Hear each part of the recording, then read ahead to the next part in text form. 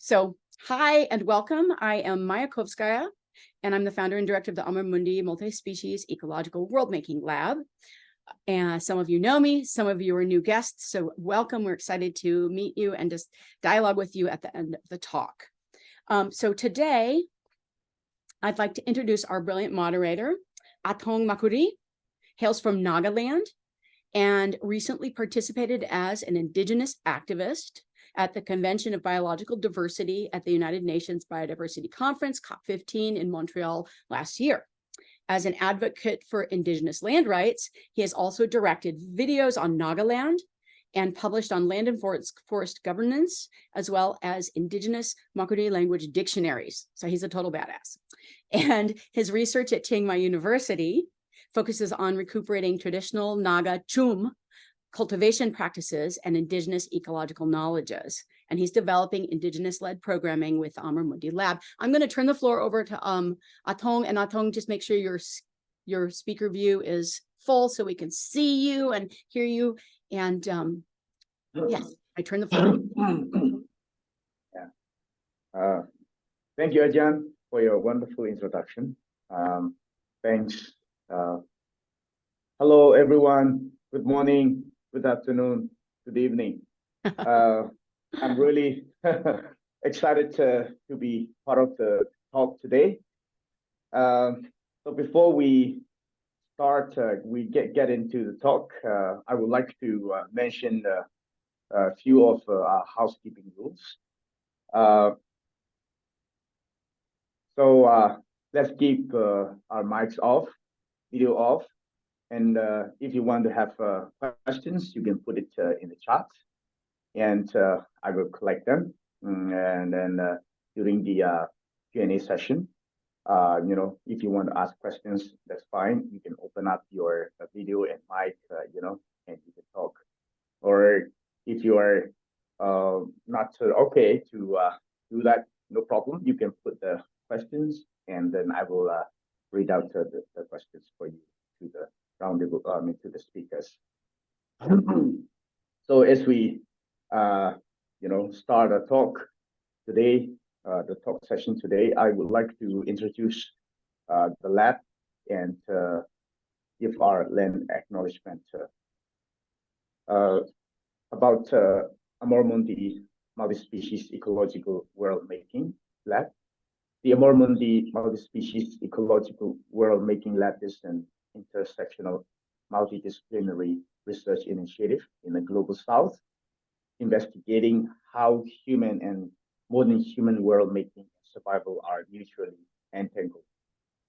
Our aim is to grow a knowledge-making community by fostering dialogues and collaborations amongst the disciplines, spanning eco-philosophy and ecological political theory, ethology, animal, plant, and critical life studies, geography, anthropology, political and social sciences, humanities, arts, and natural sciences through research, publications, workshops, curated conversations, art science exhibitions, multi-species ethnography, and innovative pedagogy. And we also like to thank our tech team, AMOR MUNDI Lab event manager, Blake Palmer, and social media manager, Pietro. Also, we want to thank our institutional host, RTFD, the Regional Center for Social Science and Sustainable Development, Chiang Mai University, and AKI, the Integrative Center for Humanities and Innovation, Chiang Mai University. And I would also like to pronounce land acknowledgement here. We acknowledge that this land on which we speak, work, and live belongs to all earthly beings, past, present, and future, including the many diverse indigenous peoples who came here and made homes long before there were nations or states. Acknowledgements are not enough, however. We need to actively begin decolonizing our relations with the natural world, which humans are. but apart. Restoring stolen lands under the traditional stewardship of indigenous peoples who have proven their capability and will to preserve biodiversity and landscape integrity in the lands under their stewardship is a needed first step. To borrow the words of Parkin Young, quote, decolonization is not a metaphor. I would like to introduce the talk today. Our today's talk is a wonderful topic for us entitled the Symbiocene, Our Only Future. And our headlining speaker is none other than Dr. Glenn Albrecht, who is an environmental philosopher. And I would, Glenn will be talking for 45 minutes, and after that, there will be another hour of roundtable discussion with artist, scientist Andy Yang, political theorist Bronwyn Leebaw, and AMOR MUNDI Lab founder and director Maya Kóvskaya. And after that, we will open up for the Q&A session. And before we get into the talk, I would like to introduce our speaker here today with us. Dr. Glenn Albrecht is an environmental philosopher and retired professor of sustainability. For over 2 decades, Dr. Albrecht has developed an array of new concepts for thinking about our troubled times. He's best known for creating the concept of solastalgia, where the lived experience of negative environmental change, and his most recent work develops the mega meme of the Symbiocene, a future state where humans reintegrate with the rest of nature. He currently lives at Wallaby Farm on Wonnarua land in New South Wales. He describes himself as the philosopher, a wonderful thing, combining thinking and writing with growing food and protecting a haven for wildlife, which is a wonderful idea. And so I'm reading out I'm sharing the shorter version of bios, but for the full bios, please, check the chat box we have also shared there. For the sake of time, we are sharing the shorter version. Glenn, we will open up the floor to you, and as you reach 40 minutes, I will remind you so that you can start wrapping up. And after that, we'll have a roundtable discussion and also Q&A session. Yeah, thank you for being with us today. Please take the floor. Thank you very much. It's lovely to be with you all. I hope I can finish my talk because I've already got thunder and lightning behind me. So I can feel the atmosphere is becoming moody and quite potentially quite threatening. So I might speed up as I go along, just in case I disappear in a pile of dust as lightning hits. So I'm going to share my screen with you so that you can see the terms that I'm using in a PowerPoint presentation. I'll do that now. And then as a result, I'm hoping that any mysterious and new terms that you are listening to, you can at least see how they're spelt and you can hear how I'm saying them. So I'd like to express my deep thanks to all who are making this video session work.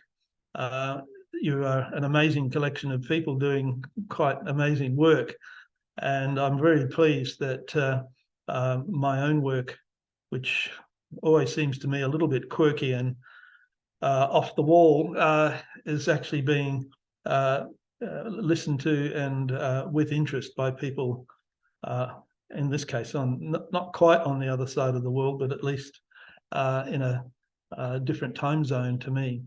So my talk is the Symbiocene, Our Only Future, and that sounds very, exclusive in the sense of, well, surely there are multiple futures, but I'm going to focus on this, and hopefully by the end of the talk, you'll understand why. As was mentioned in the introduction, I live in a place called Duns Creek in New South Wales. It's on what the Indigenous people would call Wonnarua land, the Wonnarua people, or the Indigenous people of the Upper Hunter. And so I pay my respects to them. And I also live near a river called the Paterson in English, but it's the Yimang River in their Wonnarua language. And I much prefer to think of myself living in that kind of cultural, biological region than the Hunter and the Paterson, which is the colonial state that I'm in. Also, as mentioned in the introduction, I'm a transdisciplinary thinker, which means that I constantly traverse different domains, and being a retired academic, I feel I can do that with a fair degree of freedom nowadays. So hopefully that transdisciplinary flavour will be conveyed to you. Right. Now I have to make everything move, which could be easier said than done. All right, well, most of you are familiar with the Anthropocene, and I'm going to contrast the Anthropocene with the Symbiocene so that you can make the compare and contrast for yourself. What I have to say about the Anthropocene is not controversial, although hopefully some of it towards the end might be a bit controversial, because I wish to critique the Anthropocene as an impossible future for humanity, and of course will be giving my best to argue for the Symbiocene as our only possible future. That slide, I hope you can see it clearly and in full. There's no colour there, even though it's a colour photograph or image, because it's the open cut coal mine in the Upper Hunter, which is close to the Bayswater Power Station, which is in the background. It's one of the largest mines in the Southern Hemisphere, and the power station is one of the largest power stations in the Southern Hemisphere. The photo looks a little bit grainy because I took it through a big fence that surrounds the open cut mine. It's called an open cut because they cut the earth open to get the coal below. To me, this represents the Anthropocene. It's the terraforming of the landscape, reducing it to something which is useful for human needs while it's an active mine, but becomes a moonscape by the time the mining has finished. And so Crutzen and Sturmer developed the concept of the Anthropocene in the year 2000 or thereabouts, and it is to indicate in a geological sense that humans are now the dominant mover and shaker on the planet. The earth systems, the biological systems, the amount of biodiversity is all subject to human whim and human wishes and wants. In my case, my work on the human relationship between the state of the earth and the state of our emotions started with the Upper Hunter and its coal mines in this area where I think there's a layer of Permian coal about 240 million years old, and that coal is mined through the open cut mines. It's then taken by train to the port of Newcastle, and it's then exported to the rest of the world where it's burnt in the power stations. This represents the coal chain, which is, this part of it is the rail link, and kilometres long trains take the full coal wagons to the port, and the empty ones come back. So as we Australians export coal, we import climate change. And so this area of the Upper Hunter was once described as the Tuscany of the South. It's now described by one of the local mayors as a moonscape. And although it looks rural in the background, I can assure you that there's over 500 square kilometres of open cut mines. Many of them, the technical term is orphaned. When the mine is finished, there's nothing left but a big hole in the ground and a lot of desolated land. So if that's the Anthropocene, and because of the kind of talk that I'm giving and the fact that I'm a philosopher and trained also in sociology and geography, I'm not going to detail any of the biophysical impacts of climate change or deal with any of the biophysical impacts of the actual mining itself. What I'm trying to do is look at the relationship, and it's not causation, correlation, between the negative state of the earth and our human emotions. So there's a relationship between ecosystem health and human health, and my focus is on the mental side of that relationship. It doesn't mean that I'm interested in it as a medical doctor might be, and I sometimes use words like alga, and I'll explain in a minute that even that, the medical term means pain, doesn't mean that I'm thinking about these impacts in biomedical terms. They certainly have biomedical consequences, but that's not my field of expertise. So this relationship that's going bad between humans, mostly in areas where large-scale extractive mining is taking place, but also there are many other airports, freeways, the growth of cities, you name it. There are so many aspects of terraforming of the earth taking place that this relationship on the negative side is becoming overwhelming. It in part explains the pandemic of mental distress that humans are feeling worldwide, particularly young adults, when they can see that their participation in this extractive world is actually conducive to its further desolation and destruction. Somebody that discussed the idea of a negative relationship between an individual human and their home very early on was the Swiss physician Johannes Hofer. And in 1688, in his PhD dissertation, he defined a word that most of us are familiar with, nostalgia. And for Hofer, nostalgia meant a form of homesickness and melancholia that somebody experiences when they're away from home and wish to return. And of course, that was easily cured because if you were able to get home, you were repatriated if you were a soldier, or you could journey home. And then being back in your home environment, your nostalgia would be relieved. So it's worth bearing in mind that the word nostalgia has changed its meaning since Hofer defined it. We now have nostalgia meaning a kind of sickly sentimentality for a past time that we would rather be in. I requested Jimi Hendrix as our background music. I think I do have nostalgia for the period of Jimi Hendrix. People older than me probably have it for the era of Elvis Presley, and even earlier, some people might have it for the Baroque. However, I'd focus on the Hoferian definition of nostalgia because it's most effectively a contrast between the concept of it and solastalgia, which I'll get to in a second.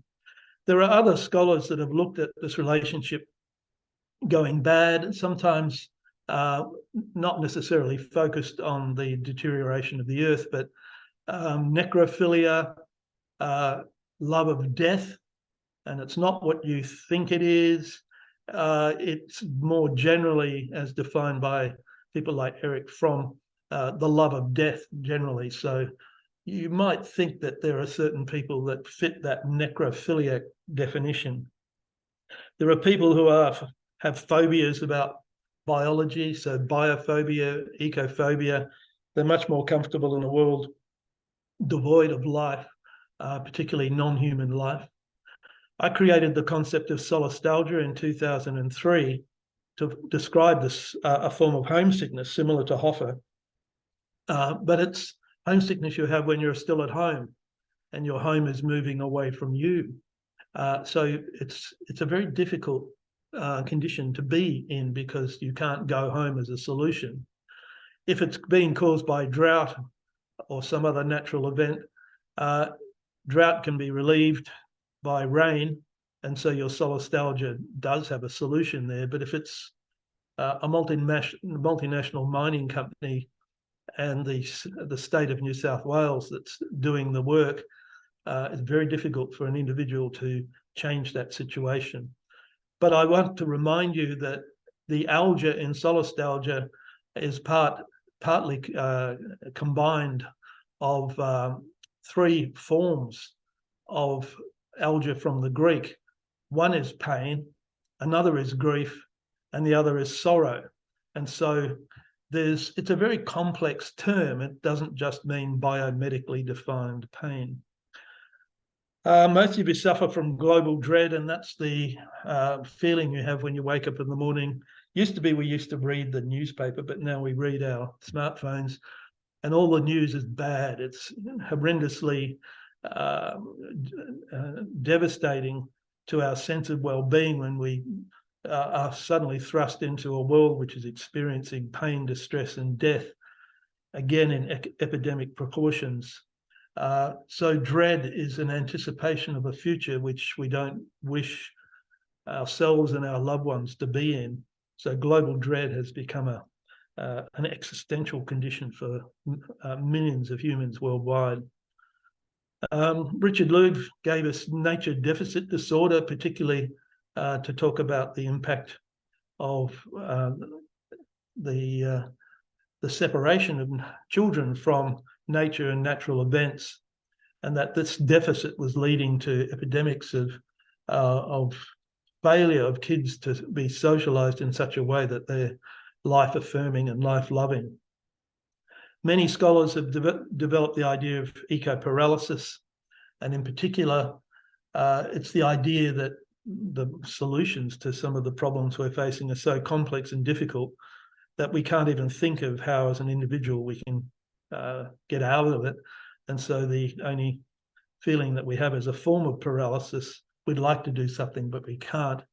And so eco-paralysis has been around for a decade or more.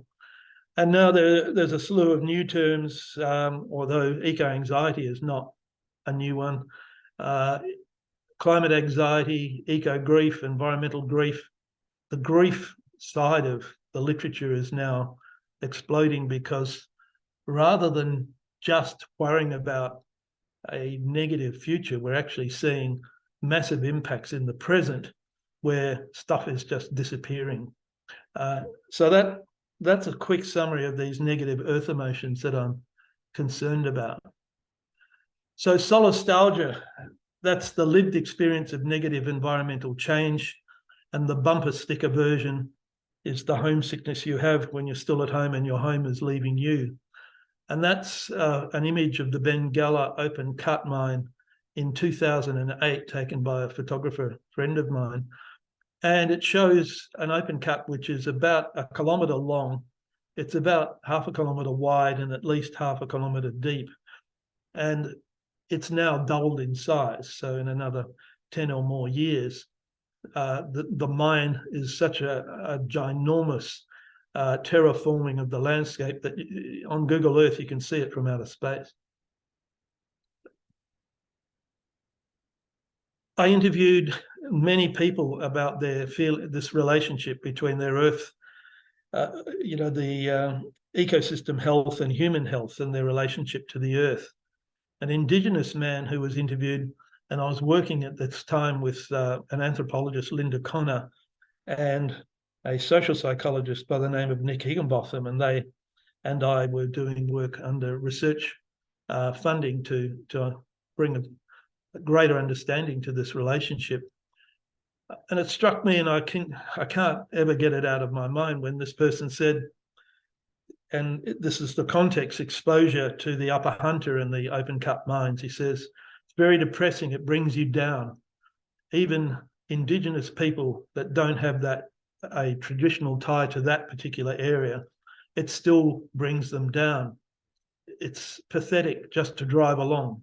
They can't stand that drive. We take different routes to travel down south just so we don't have to see all of the holes, all of the dirt, because it makes you wild. So what these people are doing is driving hundreds of unnecessary kilometers so that they don't have to look at the images that you see of the Upper Hunter Anthropocene, what look like the scars in the landscape. The coal that they're digging up is literally burning through spontaneous ignition. There's dust, there's noise. It is the Anthropocene and it's at its peak. So the concept of solastalgia is now in its 20th year as a neologism, a new word in the English language. And I'm pleased to say that it's not only sociologists, geographers, and academics that are interested in the concept. It's been the source of a lot of insight for artists and creative people worldwide. I've lost track of the number of people that are now exhibiting or producing film and other really brilliant creative responses to this concept. But when artists respond to a concept with great ingenuity and great creativity and start spreading it around the world, you know that your efforts to create something new have been worthwhile, and that this is despite the fact that solastalgia is really not a very happy or pleasant concept. Kate McDowell, a ceramicist, produced this piece that you're looking at in 2010. It was commissioned by the New York Times for an article which was written by Daniel Smith called The Ecological Unconscious. And he gave a lot of attention to the concept of solastalgia, and Kate named this piece solastalgia itself. And in it, there's a koala sitting in a tree. And I've always thought the moment I saw this image that it represented my own head. The koala is there in both a frightened and protective form. I want koalas to exist indefinitely into the future. I want my head to be part of their landscape or their mindscape. So just in case you thought it's a nice concept and it has some artistic and abstract relevance, I've also taken solastalgia to court, where under the definition of a loss of sense of place, I've been able to help local and regional people fight the expansion of existing coal mines and the creation of new ones. We've even won in the highest court in the land in New South Wales, the Land and Environment Court, where Justice Brian Preston agreed with the case that the impact of people on these open cut mines was just too great to approve either the continuation of an existing one, or in the case of Gloucester in 2019, solastalgia was one of the reasons why the mine was rejected from scratch. And so there is a practical aspect of solastalgia, and that's also still expanding worldwide. The Irish government, for example, have mandated that the proponents of, in this case, gypsum mining, need to address the social impacts, amenity, and sense of place through the concept of solastalgia. And this is happening as we speak. So you can see in the image that there's a huge crack in the ground going straight through someone's barn and then perhaps exiting through their back door. I mean, these kinds of impacts, it's amazing that we're only just beginning to include them as part of social impact assessment, because in the past, in Australia at least, the focus was on health, which is certainly justifiable, but there was virtually no impact assessment of a cultural kind, which and certainly none on emotional impacts of things like large-scale open-cut mining. And I'm pleased to report that that's now beginning to be reversed, and that solastalgia has played a part in that reversal. The symbiocene, we must stop. I could do really well explicating the Anthropocene. I think I could make a lot of money out of it as well. It seems that everybody likes to look at the train wreck, and the newspapers, the journals, the popular press, the social media seems to instantly respond if you've got a bad news story. And it struck me that I can't live in the Anthropocene any longer. And part of that was to move to a place that was still supportive of a person who's a nature lover, a crazy bird lover, not just birds, but I love just about everything you can imagine that exists within the ecosystem. So I ended up at Wallaby Farm, and believe it or not, it has wild koalas on the 5 acres that my wife and I own here. We're about to leave it, but that's a long story, so I won't change tack. But the Symbiocene story is also part of my emotional response to the Anthropocene. So symbiosis, it comes from the Greek. It means living together or companionship. It emphasizes a special relationship between different parties. And the Greeks applied it to both human and non-human context. They also looked at things. The biological examples were a crab that lives within the shell of a Mediterranean shell called the fan shell or pinna shell, and there's a little crab called the pinna guard that when a fish happens to go inside the open shell, the crab pinches the membranes of the shell. That causes it to close tight, and then the crab and the shell share the fish, a form of symbiosis. And there's other examples that are well known, particularly those between plovers and crocodiles. So, as I said, it's a term that was used not only in biology, but also in culture and social life. So to live in symbiosis with your fellow humans was to be cohabiting with special people, to engage in social intercourse, and that also in English might be expressed as forms of communion and commerce. Commerce, in fact, was a word that was commonly used for sexual intercourse between humans. So there might be a possible connection between symbiosis, marriage, coitus of whatever form humans wish to perform. So it's an interesting word, and one that we really lost for many centuries until it was reinvented in the late 19th century. So I think I wanted to say one more thing, which was that there was a very quick revival of it in the early mercantile period of 1622. There's a reference to the early use of it. I think it's here. Edward Misselden in 1622 talked about the public symbiosis, which was pretty much just a contrast between private interest and common interest, the loss of the commons and the overwhelming force of private ownership of patents, of the early examples of capitalism as it began the process of privatization of the commons. But the scientific use is the one that really interests me, because by the 1870s, people were studying lichens. Scientists in Germany were trying to understand what a lichen is. And it is, interestingly, a mixture of algae and bacteria, and that as a result, and algae and fungi, sorry, and that as a result, they realized that the algae and the fungi together constituted a new entity, which was quite different to the separate entities that make it up.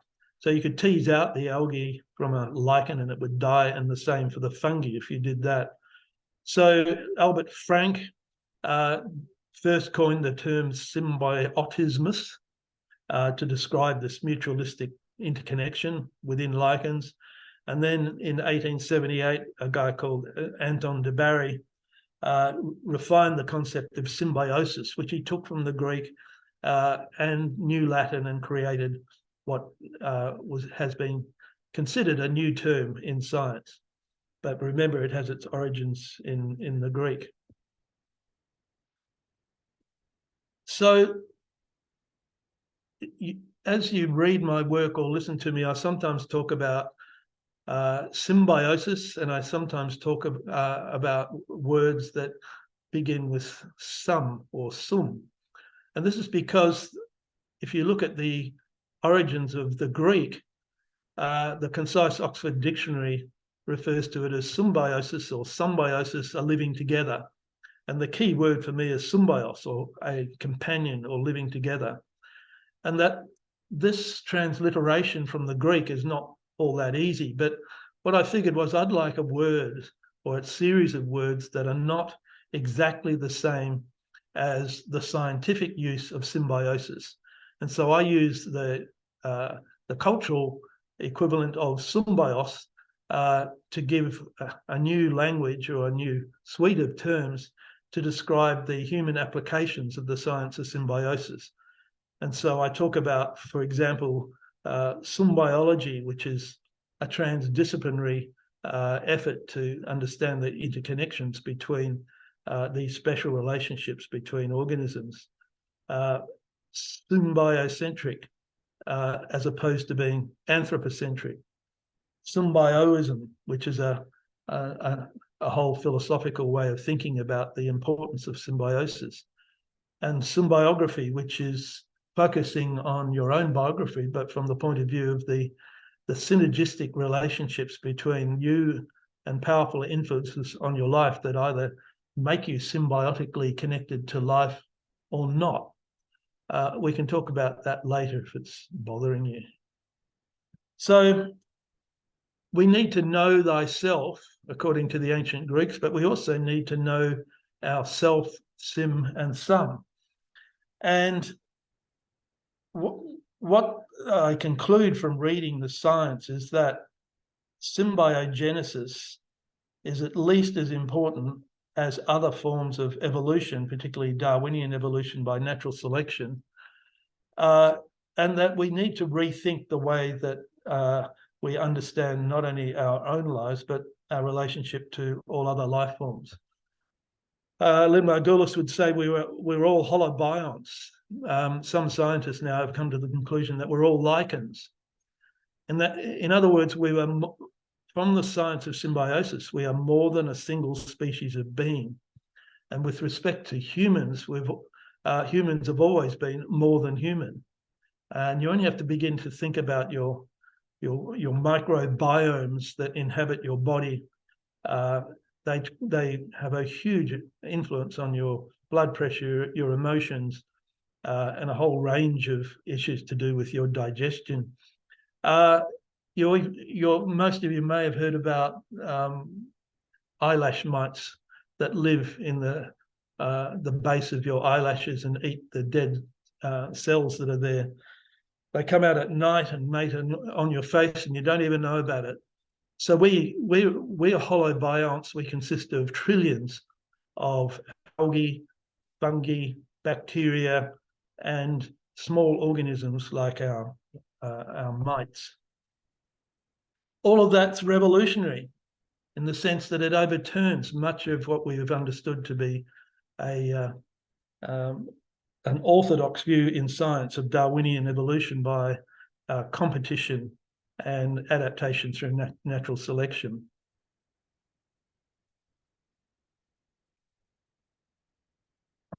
And even at the same time, the early work was being undertaken in Germany on lichens. The Russian anarchist Peter Kropotkin was talking about the law of mutual aid, where he says that sociability is as much a law of nature as is mutual struggle. He didn't wish to overturn the Darwinian worldview. He just said, look, Charles, there are at least two types of evolution going on this planet. One of them may well be defined through conflict, but the other is defined through cooperation. And so mutual aid is an early form of a symbiotic view of life. Other champions of symbiosis within science, people like René Dubois, as early as 1962, was writing about the idea of understanding the relationship between humans and microorganisms, brings us to the conclusion that the evolution of biological relationships is towards tolerance and mutual aid. So this nature bred in tooth and claw, the competitive idea which arose at the same time as Darwinian evolution, perhaps even before Darwinian evolution, because it may be that people were taking conflict in human society and then pouring it into the new biological theory of evolution produced by Charles Darwin. So we've got plenty of champions of the symbiotic revolution, and my list is not complete. There are many more than the people I've listed there, and I won't go through their respective contributions, but if I was wearing a hat, I'd take my hat off to all of them. So my contribution has been the Symbiocene. So you now know why the symbio is in the Symbiocene. A scene just means a period, and what I want is to create a meme, a mega meme, which is the opposite of the Anthropocene. And if the Anthropocene is gradually tearing humans apart from the rest of life, the Symbiocene will reconnect humans in all respects back to the structure and processes found at scales from the micro to the macro that are in living systems. In other words, it's to return us to where we came from. We're a relatively new species, about 300,000 years. Life on Earth has been around for 3.5 billion years. Life was here before us. It's we that have to fit in with it, not us determining what life, if any, humans are going to choose to live with. I also think the Symbiocene is possibly a practical idea in that it could be identified by geologists in the future. Instead of finding the Pleistocene, where the mark of geology is huge amounts of plastic on the surface of the Earth, what you'll find is no plastic and a new symbiofilm, which will mark the proper geological commencement of the Symbiocene. There'll be a thick layer of humus, an organic layer that will start to cover everything. And so I see this as a really important contribution to geology as well as to other aspects of what it means to be human. There are some non-negotiable principles that would have to apply in the Symbiocene, and most of them are well known. Most of them have been uttered by people like David Suzuki, Rachel Carson, David Attenborough, you name them, in multiple languages in multiple countries. People don't contest the idea that we need renewable energy, we need things that are biodegradable, who wants to live in a toxic world, etc. But what's new may be the idea, and this is something which has been completely ignored by the sustainability literature, is the conservation of symbiotic bonds within and between species. We've just busted things apart without even knowing what we've been doing.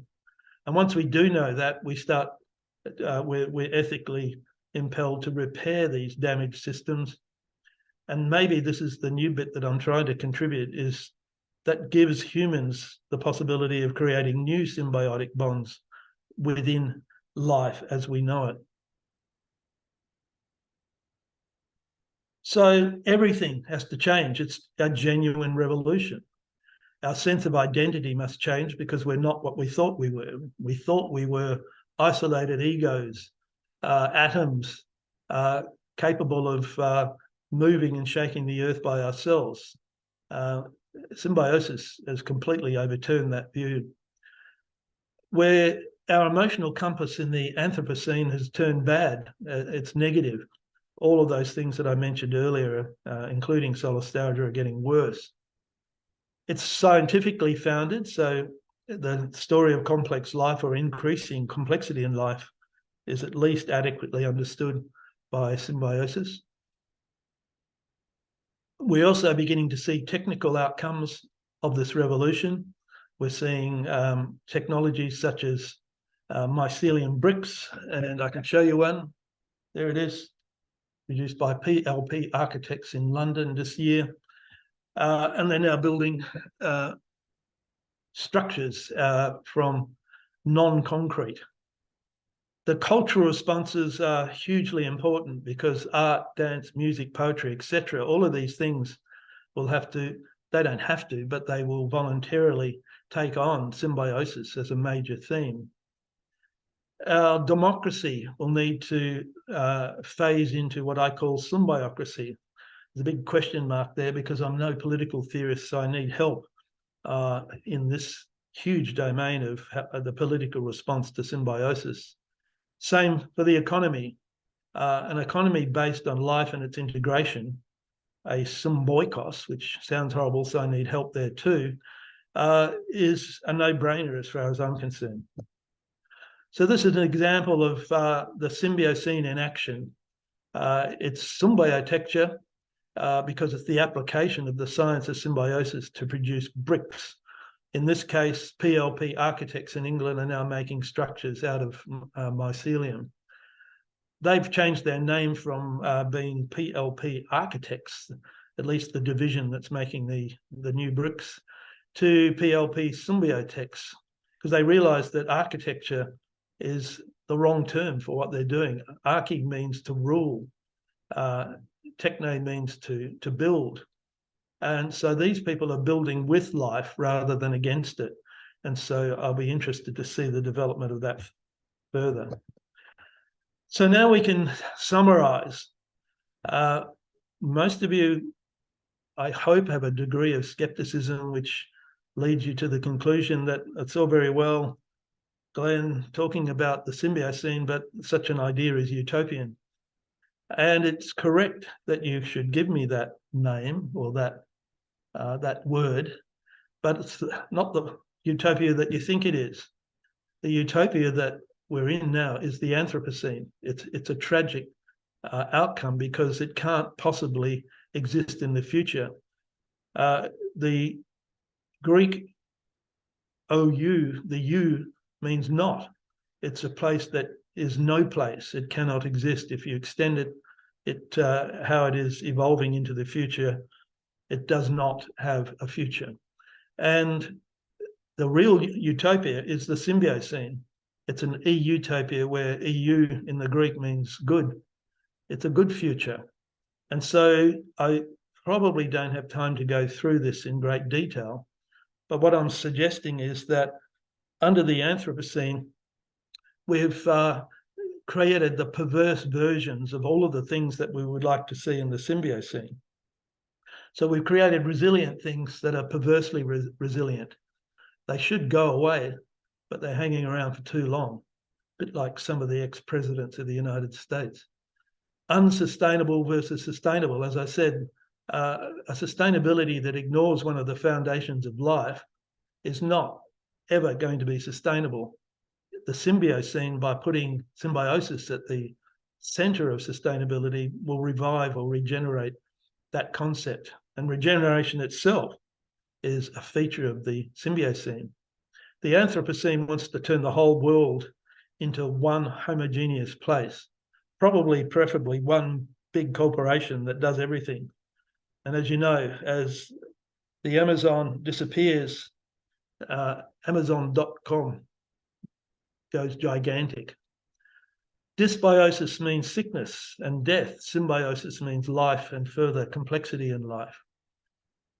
The Anthropocene is essentially ecocidal, where in the Symbiocene it's essentially ecofilial.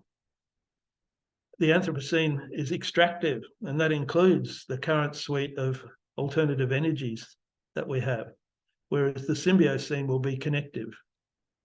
It will connect to life.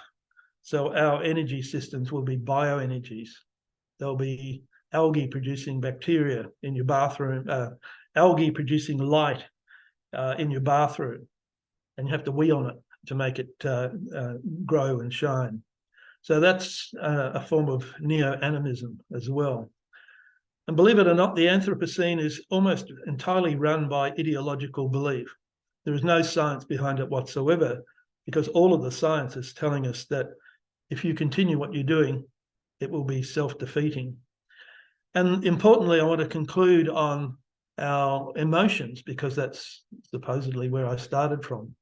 Now, this slide is impossible for you, but what it is the negative emotions that we're getting in the Anthropocene contrasted with the positive emotions that we could have in the Symbiocene. We used to have those positive emotions for free, and they didn't need to be defined either because they were so easily experienced. But they're in retreat. And so now I'm hoping that you can see that by implementing the principles of the Symbiocene and putting content into the mega meme, we will get much more than a different form of energy or power. So those emotions, to put them in greater detail, include well-known ones like biophilia, the love of life, coined by Erich Fromm and then changed slightly by E.O. Wilson. Wilson described it as an instinct that we love life. I want to work on that instinct and make it bigger and stronger. Symbiotude, that's one of my words to describe the opposite of solitude, working with others to do things rather than think that we're isolated egos that must do everything ourselves. The geographer Tuan created the concept of topophilia, and that means love of place. Endomophilia, the love of that which is unique to your place. Endomos, that which is unique in the people. Solophilia, for me, I created that one to give us a non-left-right view of politics. It's the politics needed to shift us out of the Anthropocene and into the Symbiocene. And Eutieria, which means a merging of the subject and the object in special places. The idea is a bit like what surfers feel when they get the perfect wave. There's this feeling of oneness that is overwhelming, and the separation of subject and object is no longer a relevant consideration. That's me having a moment of Eutieria. And the people who are going to be most centrally involved in creating the Symbiocene are called Generation Symbiocene. A lot of my friends in Newcastle have been blockading the port of Newcastle over this weekend. And they've also been involved in stopping the coal chain. The addiction has to be stopped, and people of goodwill are doing that. You might be able to see somebody sitting down on the coal truck under the no new coal sign. That's an 80-something-year-old woman who was given help to get up the ladder and to sit on the coal and say, we don't want any new coal. And of course, School Strike and Greta have done a great deal to be part of this Symbiocene revolution, with our kids in particular, knowing that there is no viable future unless we stop the Anthropocene and its coal in its tracks. So, hi, Glenn. We have reached, we have come 40 minutes. Yeah, thanks. Yeah, well, fortunately for all of us, I'm down to the very last thing I need to say, which is, by way of conclusion, I'd like to welcome you all to the Symbiocene. I'm hoping that once you're in, you'll never want to leave, and that you'll see that the title really is about the young adults and those of mature years who are really looking at the future and saying the Symbiocene is our only future as humanity. But when I look at my granddaughter, an 8-year-old girl who has got just huge potential for life, I think of it as her only future and their only future with respect to the young people of the whole planet. So thank you for your patience, and I can now stop sharing my screen and frighten you with not the mini me, but the big me.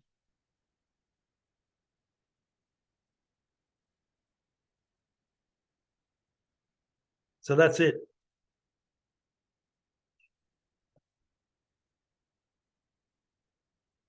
Thank you very much, Glenn, for your wonderful thought. Pleasure. Recently I was reading your book, Earth Emotions, And I was really difficult to, it was very difficult for me to understand, the new concepts that you have introduced. And today your talk made me very clear. It's really wonderful. I'm really, lucky to be part of this event. And also the other thing is, you mentioned this symbiosis. This is something very wonderful because we are stuck in the Anthropocene and we don't know how to get out of it. And then we feel like, we have no hope. But I think this thought, this symbiosis, it's really wonderful. Also, because it reflects, our my indigenous culture, like particularly Zoom shifting cultivation, which currently I'm doing, because this Zoom concept also talks about integration of all living beings together. So when we do this Zoom, we say in our culture, it is not just for humans alone, it's also for everyone in the sense, all the life forms, trees, plants, rocks, rivers, birds, all together. And this is something very wonderful. Thank you very much. Okay. And thank you for now, your kind words. Yeah, thank you very much. Yeah. Now we still have a roundtable discussion. So for the roundtable discussion, we have wonderful roundtable speakers here with us. So without further much, I would like to introduce our roundtable speakers. The first speaker here is Andrew Yang. Andrew Yang works the visual arts, nature sciences, and expanded research to explore our ecological entanglements. His art and curatorial projects have been internationally exhibited from Oklahoma to Yokohama, including Making King Worlds Becoming for the Center for Humans and Nature. His research and writing appear in Science, Art, and SDS journals. Yang holds an MFA in Visual Arts, a PhD in Biology, and he has taught courses in the nature sciences, visual art, and art science interface at the School of the Art Institute of Chicago. He is currently the Jonathan Lash Endowed Chair Professor in Environmental Education and Sustainability at Hampshire College in Amherst, MA. Another roundtable speaker is Bronwyn Leebaw. Bronwyn Leebaw holds a PhD in political science from UC Berkeley. She teaches human rights, transitional justice, political theory, international politics and ethics, and environmental justice at UC Riverside. Our book, Judging State-Sponsored Violence, Imagining Political Change, won the 2012 award for the best book on ethics and international politics. She has also published on environmental war crimes and international justice, human rights, humanitarianism, and transitional justice. Recent project is Scorched Earth, Environmental Justice and the Legacies of War. And with another speaker here again, Maya Kóvskaya. Maya holds a PhD from UC Berkeley. Is the founder and head of the AMOR MUNDI Lab. Maya teaches multispecies Anthropocene studies, ecosymbiotics, and theory at Chiang University, and published widely on the intersection of the political, linguistic, and ecological with the performative, semiotic, and visual culture. So without further much, I would like to open the floor to our roundtable speakers. I won't be calling out your names, but whoever is ready, please go ahead. The floor is yours. Thank you. So Bronwyn and Andy, do you want to turn on your video, and Athong, you keep yours on, and let's see if we can get all the videos pinned to the view, hopefully. That's gallery. Sorry, I'm not the most tech savvy person here. All right, I think it's coming together. So Bronwyn, can you turn on your video, and let's see, it should, there we go. All right. And Athong, hopefully you can be pinned with us too, since you're part of our conversation. Well, I'm just honored to be here with all of you, so I'm going to speak last.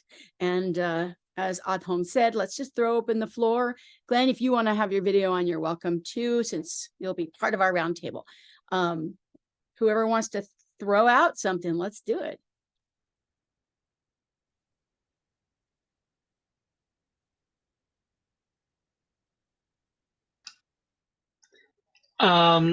Maybe, okay, I can try to start. Thank you so much, Glenn, for your talk. That was really wonderful.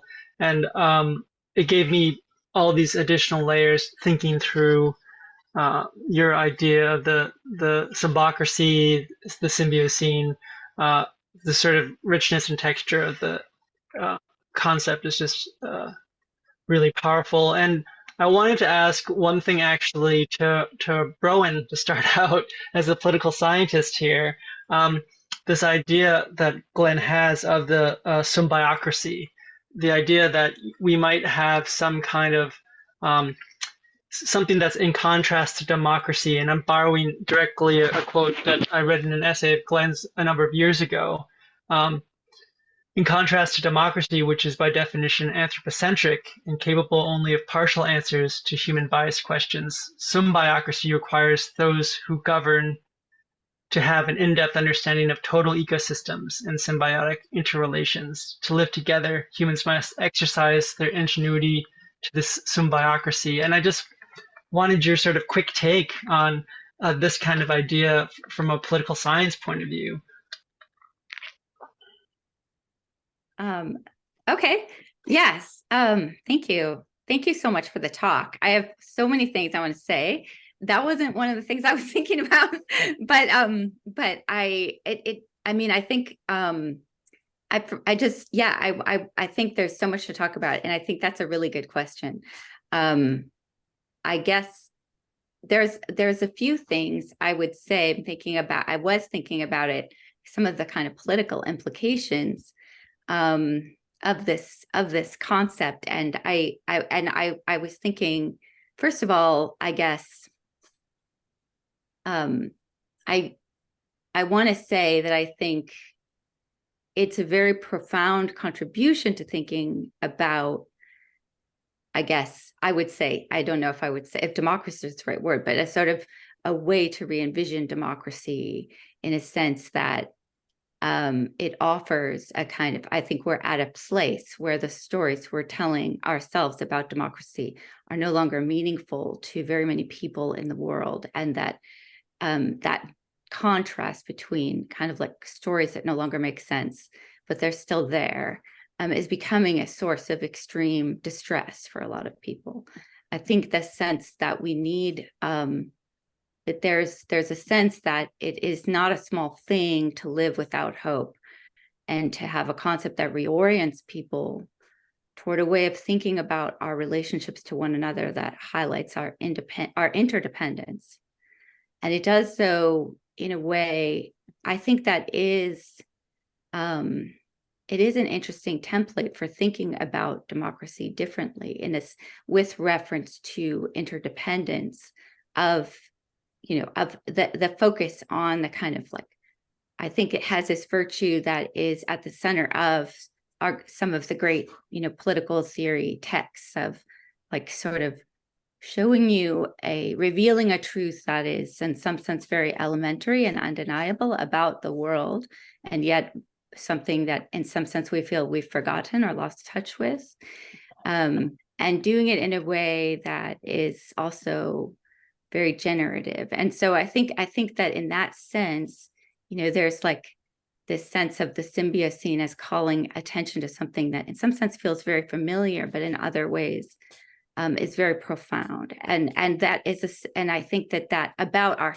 our relationships I think the way that we relate to one another and the way we relate to our environmental world, our ecological world is usually not, that those things are usually tightly related to one another. And so I think that that the other thing that it made me think about, that might be relevant is sort of the sense in which the kind of dominant, the dominant kind of way in which democracy has been kind of presented to the world, and the way in which our first encounters with this question came into like political theory was by sort of like, should nature have rights like we have rights, and sort of, in this kind of very rights-based framework, there was sort of like imposing a sort of setting the idea of the self on. Oh, I know. It's not cool. Oh, my Siri just interrupted. This is an AI revolutionary priest. Sorry, Siri just decided to respond to you, Bronwyn. I really apologize. I was like, I didn't. Maybe I'll check. Please just stop me if I'm talking too long. I was just like, this is wonderful. Sometimes hard to balance.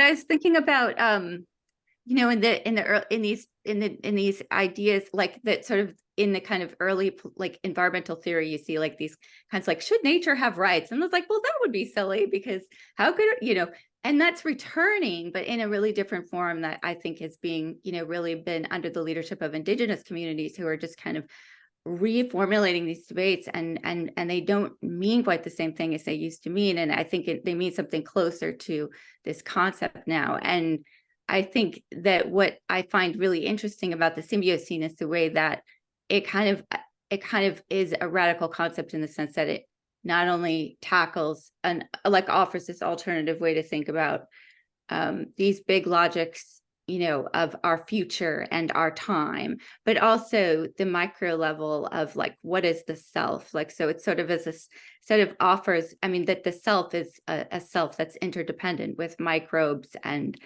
things that we will, and also things that we cannot understand fully. And so it would be an epistemological humility would be necessary, I think, to pursue this concept.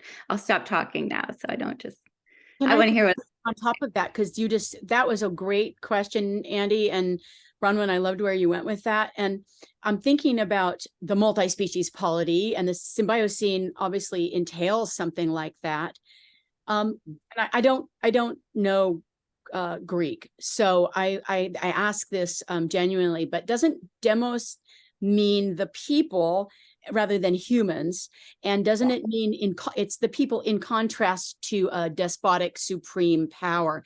And so what if we thought about the demos, if we expanded the boundary of demos to include all agential forms of beings in our world, all the world makers, human or otherwise, who are all people of certain kinds other than human people. And if we think of them in that way, then the sort of despotic, centralized, hierarchical, dualizing power of Anthropos as a figure, the figure of the Anthropocene, rather than any actual empirical description of humanity, right? That perhaps could we have, Glenn, do you think, a more than human demos, other than human, or human plus other beings demos? Would that work? I'd love it if we got on that track, for sure. But unfortunately, democracy's got bad form. It's a bit like some of these other concepts that I'd love to be supporting, but have been appropriated by the Anthropocene and turned into something hugely negative for humans. And so the symbios, living together, for me, is a radical break from the way that democracy has evolved.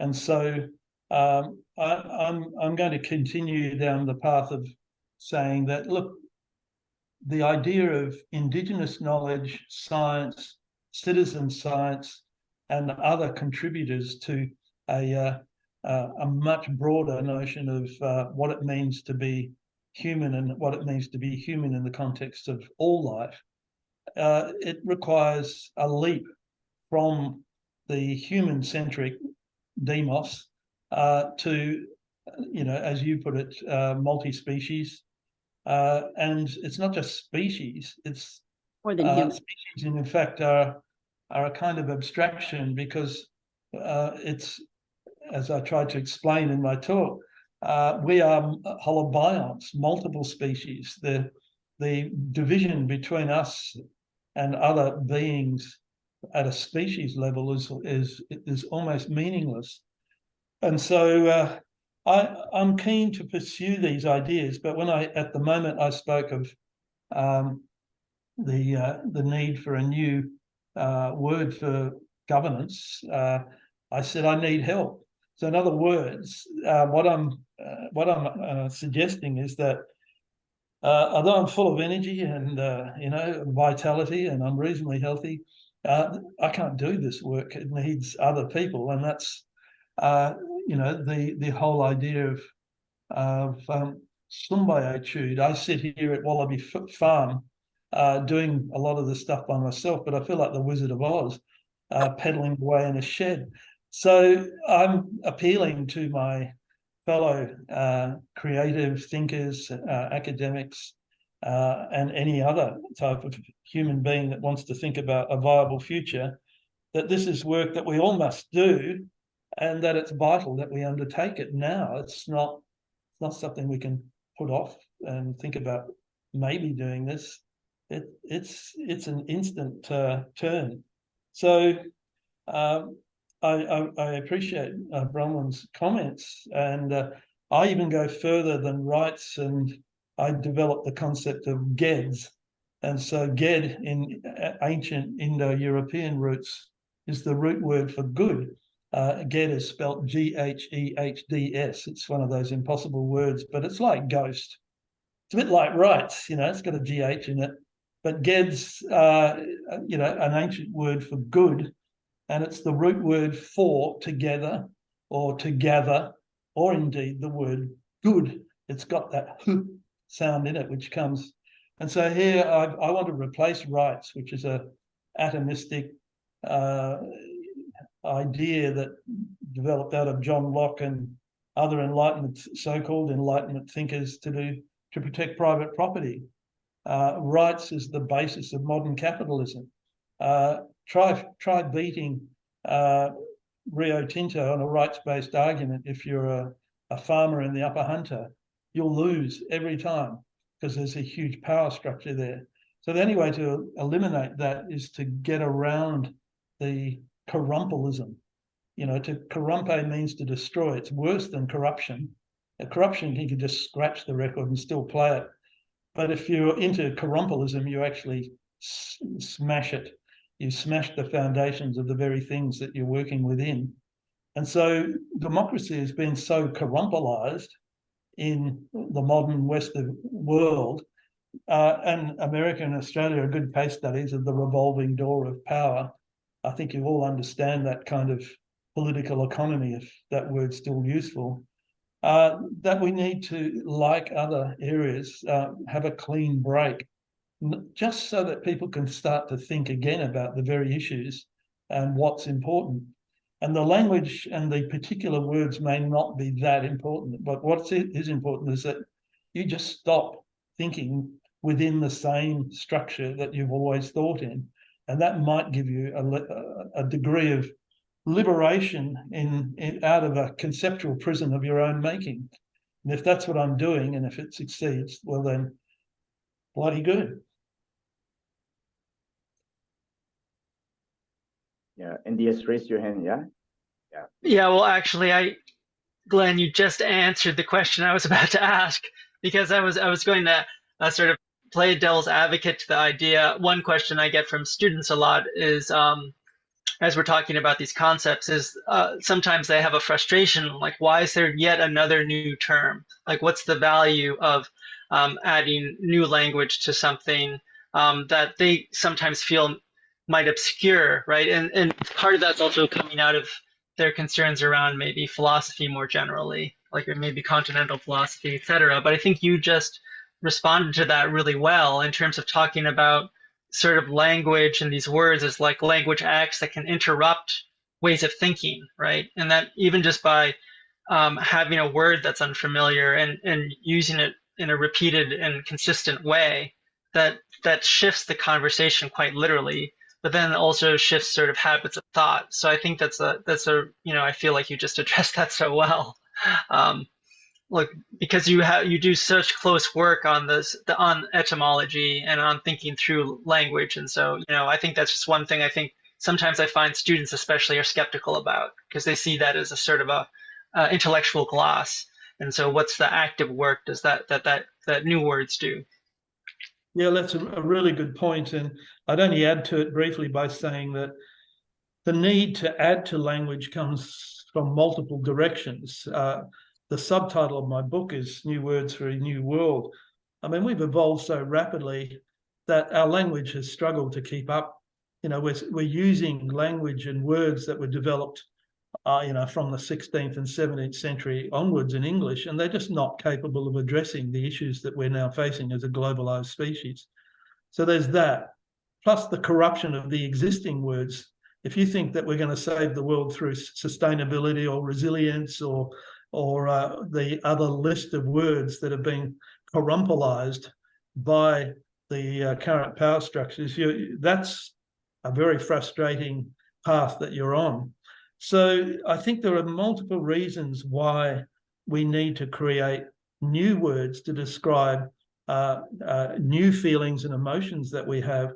And some of the things that I'm trying to create on the positive side, we need to name them. It's a bit like naming species before they go extinct. Some of our really good emotions are under such assault that we don't even know that we've got them, and that we've never named them in the past because, again, we didn't need to. They were free and ubiquitous. And now we do. We have to, do the Joni Mitchell work and name our emotions, give voice to them, and start to defend them as if they were disappearing species. So I think that's another reason why I create things. And as a philosopher, I've never been a Wittgensteinian, but Wittgenstein once said, the limits of my world are the limits of my language are the limits of my world. Well, the converse might also be true, and that if you expand your language, your world might expand as well. And so I work on the assumption that this act of word interrogating and word making is helpful rather than frustrating and useless.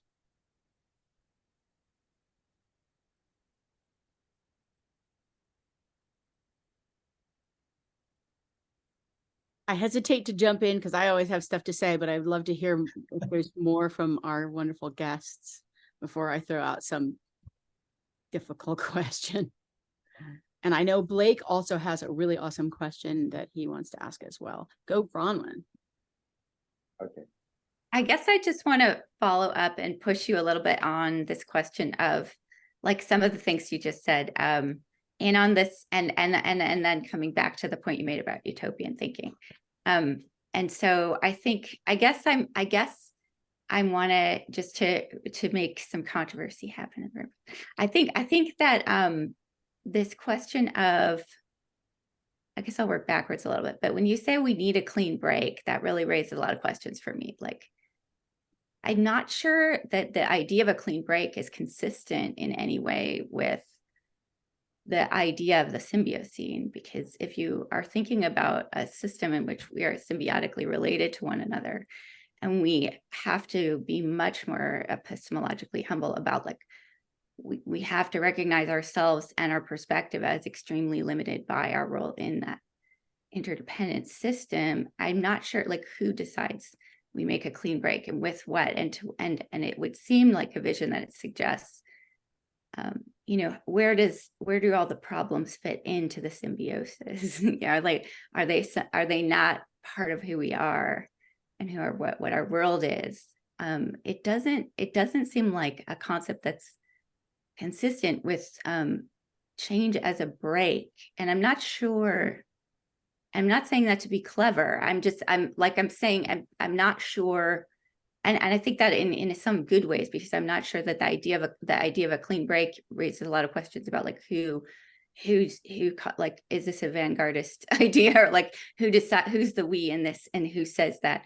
I think when it comes to rights, I would also say, I bring this up because it raises question about change. Like if we don't want to adopt a kind of like top-down theory of change, which you would certainly be what I'm getting from the way that you're describing your approach, like we would need to be able to think about praxis and change, and sort of if we aren't going to have like a top-down approach, then we think about people who are fighting for change in this arena.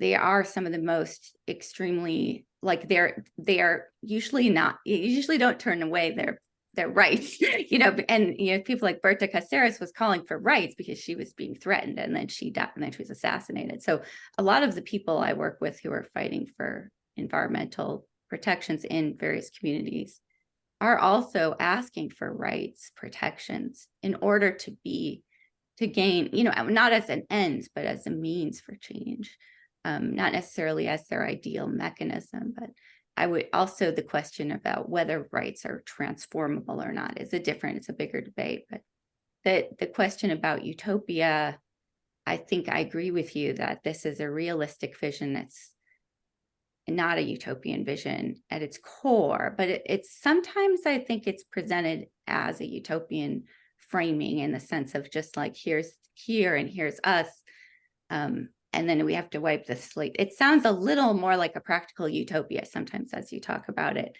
and I think that's where I'm curious about the vocabulary that we adopt for change, and relating the past and the present. So I'll stop there.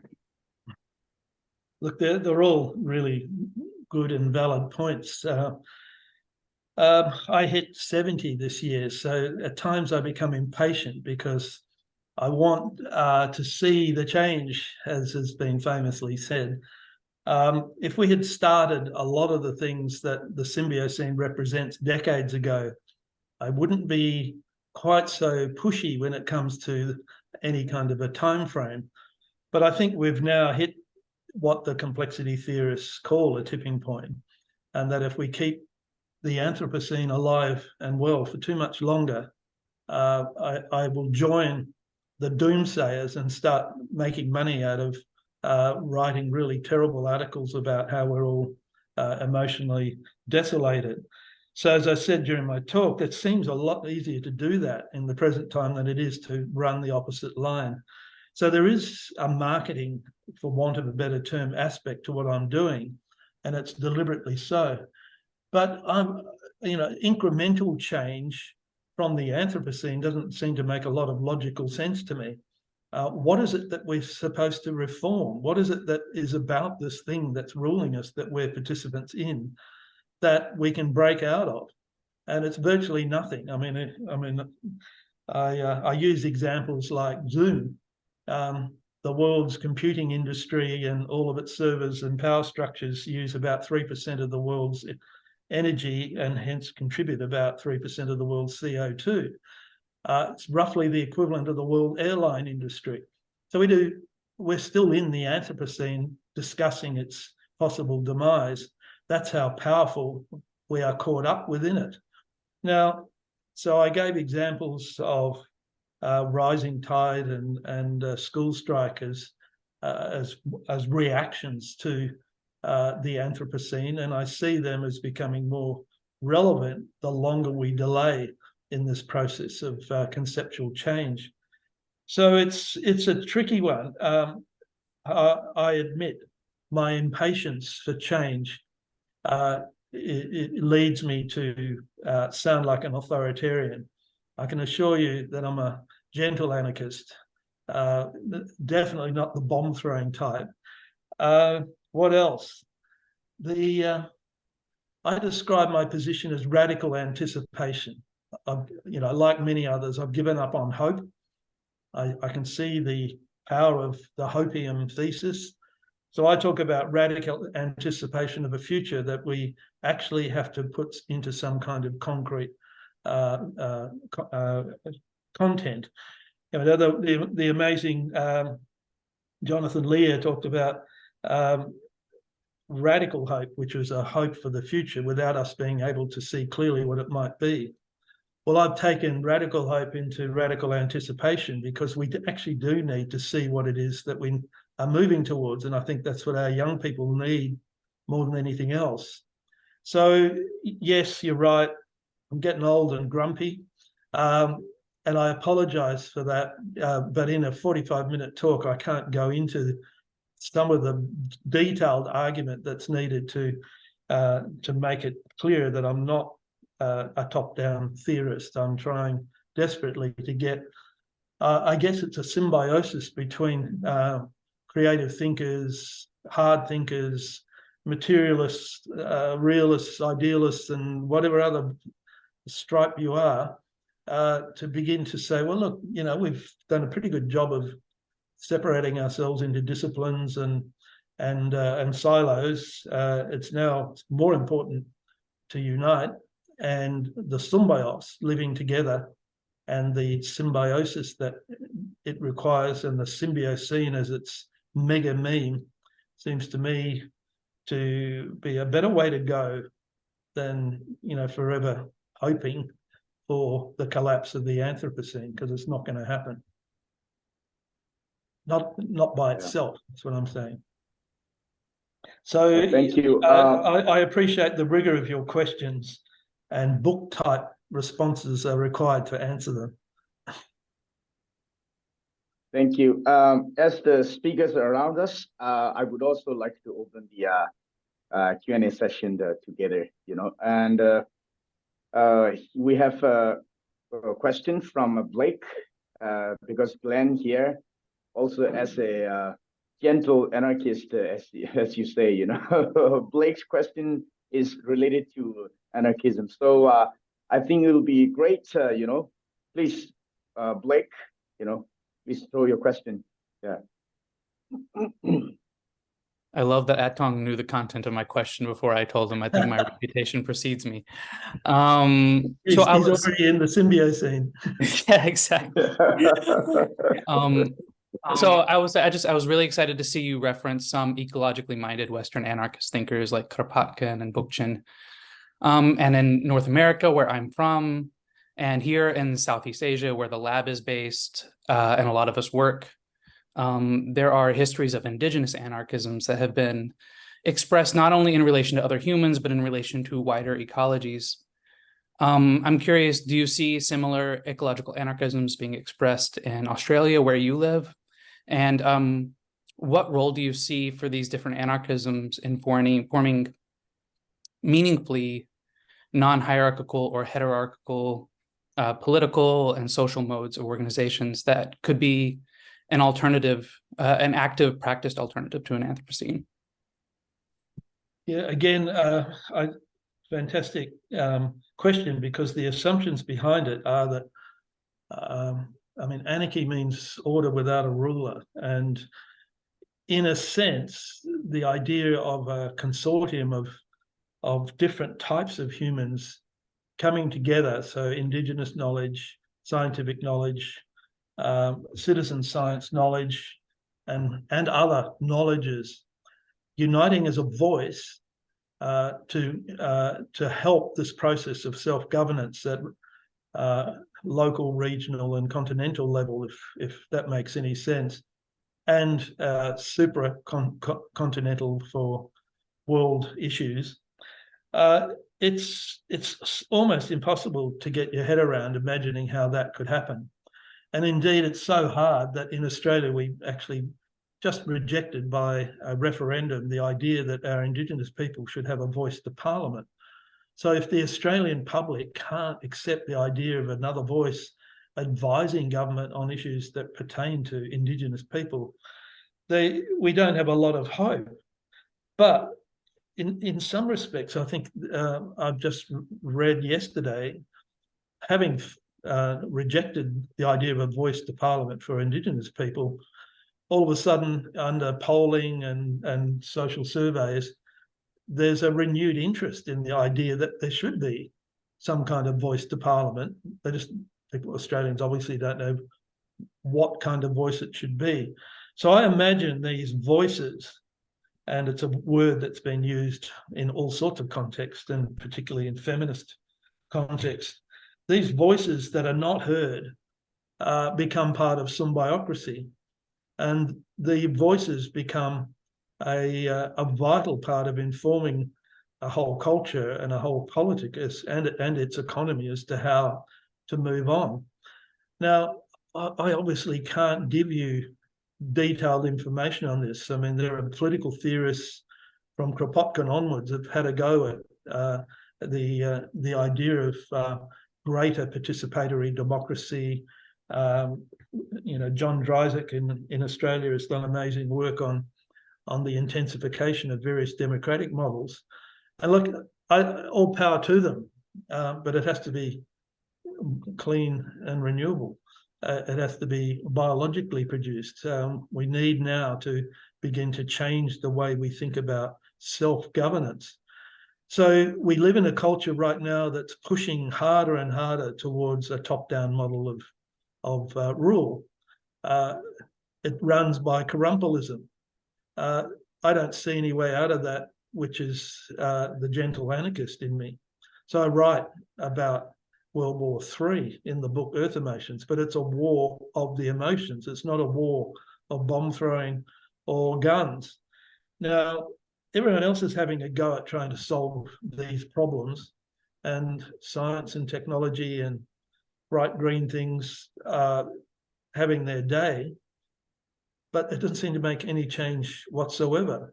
So I'm attempting to address the same problem, but through the emotions and an appeal to human emotions. Now, for a philosopher, to use that kind of counter-argument to the Anthropocene may well be naive, but nothing else is working. And so I'm prepared to put my hand up metaphorically and say, well, let's focus on something else.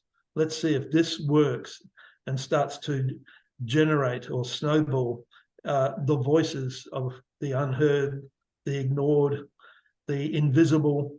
And so it's a bit like the deep ecologists who were talking about the council of all beings and the idea that we can, as humans, begin to represent interests which are not human in democracy. But I think it's got to go further than that, and I do explain that in some of my writings. But the anarchist in me says the moment you end up with a power structure that says that either all the science with a capital S must rule everyone else, or that Indigenous people have got the N word on how to live successfully, or that citizens who are well informed and well intentioned will do any better. I don't have any great faith in those by themselves, but together I do. And there's more. Obviously, as a person who's grown up and been educated and matured under ecofeminist thinking, there's a huge voice there that's still being ignored. And so I want the mega meme of the Symbiocene to be the most inclusive thing that's ever been thought of by humans. It doesn't get any bigger. or should I say, it doesn't get any more inclusive.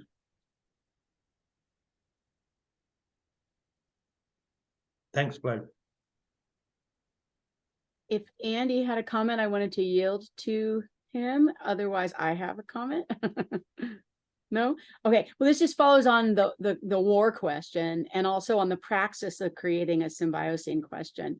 Because on the one hand, I think we all can recognize the incredible importance of radically reimagining what might count as a better, more viable, more just world.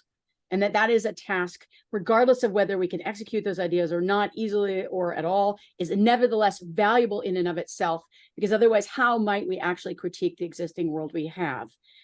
But the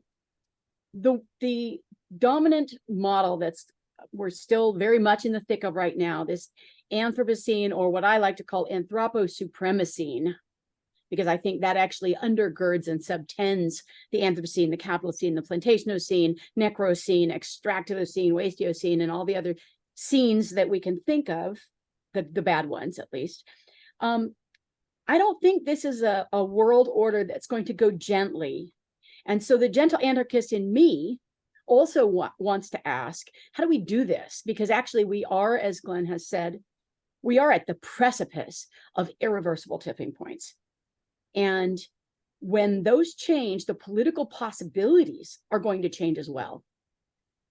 The model of radical politics is going to also have to change as well. If AMOC collapses, for example, just one of many major tipping points, but if AMOC, the Atlantic Meridian circulating current that keeps the part of the climate going keeps parts of the world warm and cold, to make it very simple, if that collapses, if the permafrost thaws, if the Amazon goes into dieback, if the monsoons are radically changed, if even any one of these major tipping points are passed, the political knockoff effects are going to be massive.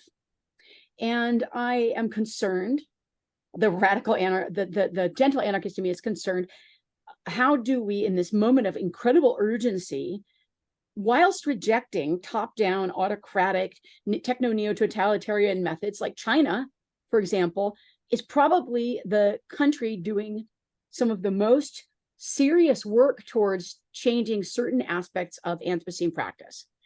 And yet it's being done from an absolutely techno-neo-totalitarianistic, top-down, vertical, downward penetration mode. It's at the opposite of any kind of democratic mode of engaging. But that might also be why it's effective. And that makes me uncomfortable, but I also want to have to sit with that reality. Like, just was in Arhai in Dali, where the Baizu people live, and I'm doing a research project on their relationship to this body of water. And this very intensive, micromanaged, top-down, technocratic state, sort of eco-engineering kind of mechanism has in fact really restored the ecosystems of the lake. Now, that's just one tiny example, and it's not something that I hold up as the model, but it raises the question of, can the fragmented, gentle, democratic or anarchic impulses in us do the job that needs to be done? That's one question, and I don't have an answer, but I want us to think about it because it's a hard one. And two, again, the beneficiaries of the Anthropocene and the Anthroposupremacene, minorities in the numeric sense as they are not going to go gently into that good night. So how does this new world of the Symbiocene deal with the specter of the violence of those who would continue to benefit from the dominant order of anthroposupremacism, entitled extractivism, and the systemic negation of all that is lumped into the contract of so-called nature under hierarchical dualization from this historically, culturally specific figure of the anthropos, which is, of course, falsely universalized and used to dehumanize most people, actually. So given that the Anthropocene and the Anthroposupremacene are constitutively violent, how do we counter that violence as we strive to co-create a symbiocene? I mean, what do we do about this? Founded on ontological negation of the intrinsic value of othered beings, humans and other than human beings, right? And on genocide, systemic racism, misogyny, speciesism, class exploitation, and was already spread in the last 500 years across the world through colonialism and capitalism with extreme violence. So this anthroposupremacism implicitly and inherently rejects all of the fundamental premises of the Symbiocene and the necessity of symbiosis. Now, I think they're wrong. They're dead wrong, and they're killing us because they're so wrong. But how do we deal with and confront, neutralize, overthrow, or otherwise handle this violence that isn't just going to evaporate because we want to enter the Symbiocene and we believe in these principles? What do we do about it? How do we depose or dispose of Anthropos, this figure, to make way for this radical rethinking of the human in a more than human world that can be actionable and put into actual practices right now, because we don't have time to wait? And I don't have answers to this, but I definitely need all of you to help me think about this. Yes, same from me. It's the big question, and I mean, war. It means its etymology refers to humans being in a state of confusion. So it doesn't necessarily come from the idea that we have to kill one another to overcome or sort out that state of confusion. So I mean, it sounds trite, but my answer to your appeal is that the creation of the Symbiocene is in fact an attempt to overcome the state of confusion that humans are in. That's part of the argument that this is an emotional appeal, and that as emotional beings, we've got some chance of addressing that through what I described as generation Symbiocene, those humans that wish to unite around the very opposite of the Anthropocene. You know, the concept of the Symbiocene was created in 2011, and I'm now talking to people from all over the world about it. Again, I'm impatient because I'm a grumpy old philosopher, but I can see that there is an exponential increase in the interest in it, because it seems to me that deep within humans, this state of confusion that can lead to war is something that most people of goodwill wish to avoid. They don't wish, if there is going to be conflict, they don't want it to be mortal conflict. They want conflict to be resolved in ways that's not going to involve the killing of other human beings. And so my way of answering you, Maya, is to say that firstly, I agree with your diagnosis, and that's why I created the meme of the Symbiocene, because we didn't have anything that was opposing the very stuff that is leading to the tipping points. Now, I don't know if the Symbiocene will be the answer, but it's one of many approaches that we could see as, at the very least, helpful. And this state of confusion leads to a state of eco-paralysis, solastalgia, a lot of other negative emotions that humans are experiencing. I had to create a word, I call it Terra Leben. It's a combination of the earth and the German for life. It means let the earth live. And so we need the political slogans and the ideological and marketing trappings that the other side are using every day in every possible way on every form of media. We've got to generate a wave that comes back in the other direction. And it has to be, I described it in the book as, it's got to be fast and furious.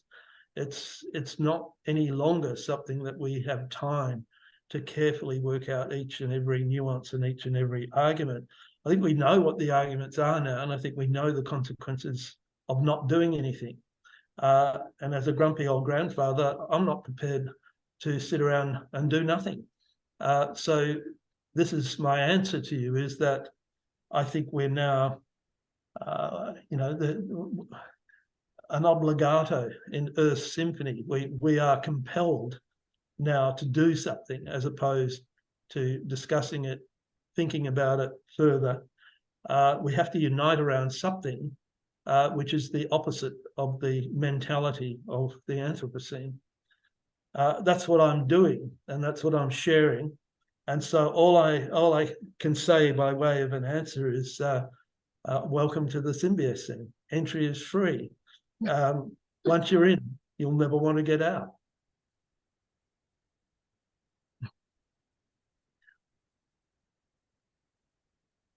Yes, before we take questions from the audience, I'd like to ask Andy and Rowan if you have any, you know, point to comment to stress. Yeah, please do.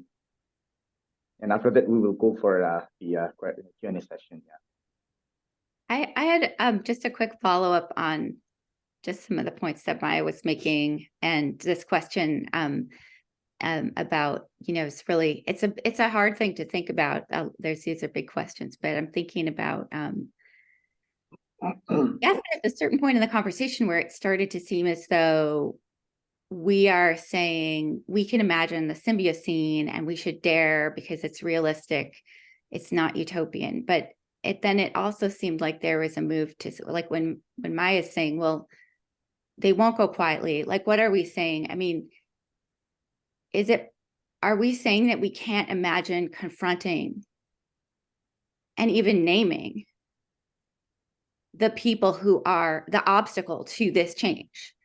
How can we, are we saying that we must imagine a symbiocene and we must dare to do that, but we can't dare to imagine finding some way to confront the fossil fuel industry, or, you know, the people who are profiting off of destroying the world, and that we are saying that we don't have time, but can we possibly imagine change without doing that?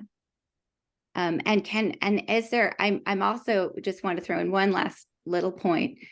Can we talk about meaningful change without talking about frontline communities, or talk about violence without talking about the floods in Pakistan and war? And is it fair to kind of, you know, not refer to that as a kind of violence or war itself that's already well underway, you know, and to say if the people who are most harmed by environmental devastation are not part of the conversation, is there any way we could imagine meaningful accountability and change? Andy? I believe that we can imagine them, but so far we've not either undertaken it or we haven't done a very good job. We just need to redirect our attention to the things that really matter. I had to retire from university at a time when I didn't really need to, or it wasn't in my financial interest to do so, so that I had to redirect my energy into something which wasn't popular, that wasn't box ticking to deliver more money to my institution.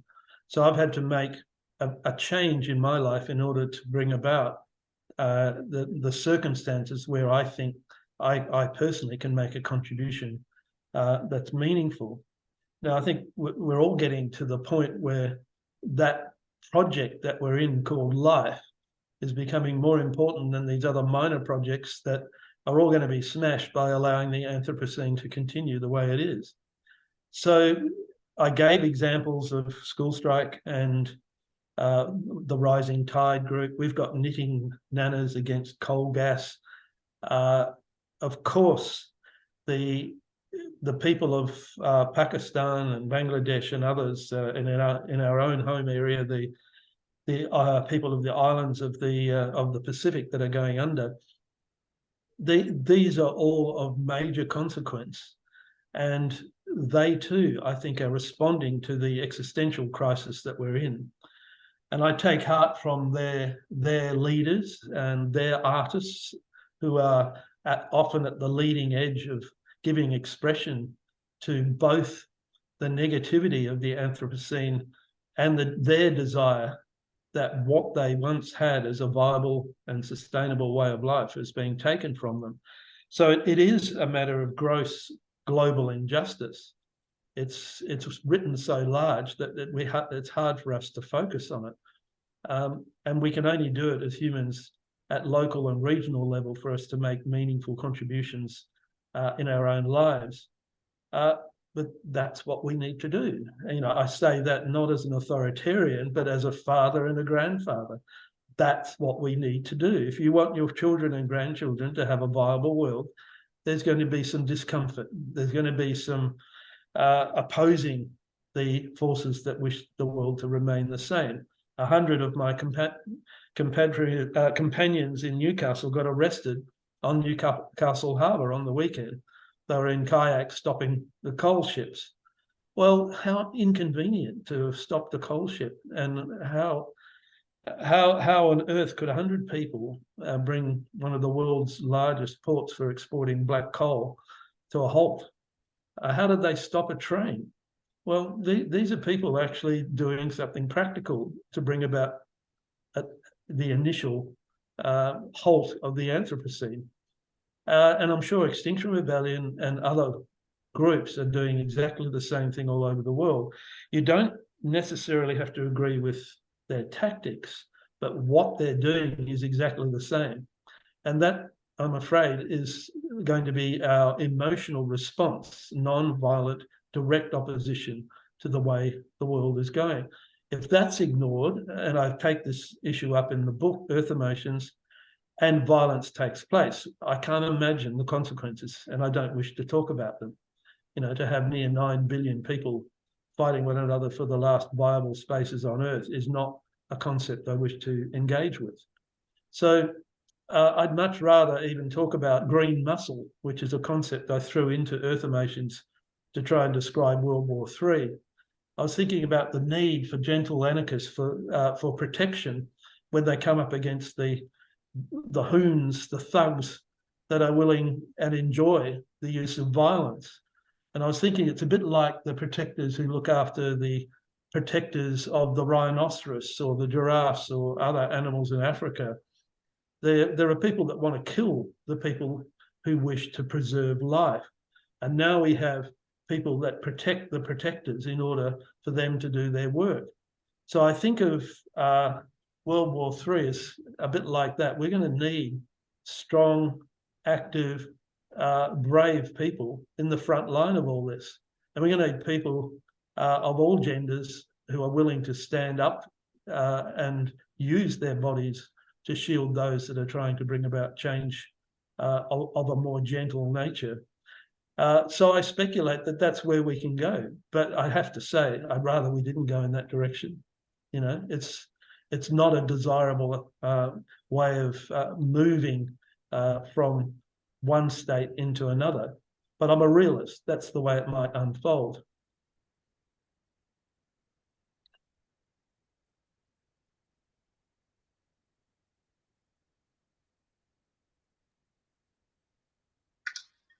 I mean, I guess I'll just chime in to say, I mean, in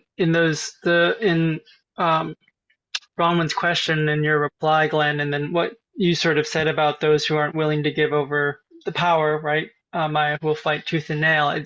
It seems like both and. I mean, I think if there a possibility on these planetary levels to get a kind of unifying sense of responsibility that could tackle, right, all of the people who are and companies that are sort of, you know, enacting this violence. I think we can imagine it, but I think we also have to imagine. I don't think we can rely on just imagining that. I think that's where the both and is, that with people who are going through direct action or people who are enacting, you know, their utopias, the EU utopias on their own small scale, that, you know, that's the best that one can do, and that's all we're going to do. We also can't, even if we stop emissions, of course, we can't. We don't know if a certain glacier will melt or not, or the Antarctic shelf will stay intact. There's so many unknowns, and so, you know, when talking to students about this too, and their sense of sort of dread about, and their eco-anxiety and all the things you've just talked about, there's this need to also hold on to this idea, I don't think of hope, but just a tenacity around, you know, that you're building the world on many scales. And I've been really moved to see the kinds of initiatives people are taking on their own small scale, irrespective of what's happening at the rest of the world. It's consistent with all of those things moving to a symbiocene, but it's not relying that we all have to agree all at once, or that those bad actors are actually going to do what they need to do to stop it. And so I think that's important, to sort of not get fixated on saying that there has to be just one level and one solution in which it's going to be enacted, because there's going to be resistance all the way down. In the US context, just politically speaking, one thing I'm finding interesting to see is you're seeing states, but also even just cities, taking on issues of sort of both environmental justice, climate action, reparation on their sort of scale of the city or the town, you know, or the county, because they're just like, look, we can't rely on the federal government, and we're not going to. But those changes at those smaller scales actually move sort of everything in bulk on those higher levels to another kind of place. So I think just keeping an eye on the fact that everything can be done locally and has to be regardless of what's happening on higher levels, but also, of course, working towards that too is really important. I mean, I do think it is sobering. I mean, you know, for example, on the higher level, I'll just say, like, in the United States, we spend 10 times more on the military than we do on education. Once maybe we can free up that money to do all of these other things, all of these kinds of resources on this other kind of level, then that will be an amplifying effect. But I think one has to also always not just imagine, but inhabit change on always one's most personal level, because that's also where you can get the most feedback and feel the most sense of communality and agency.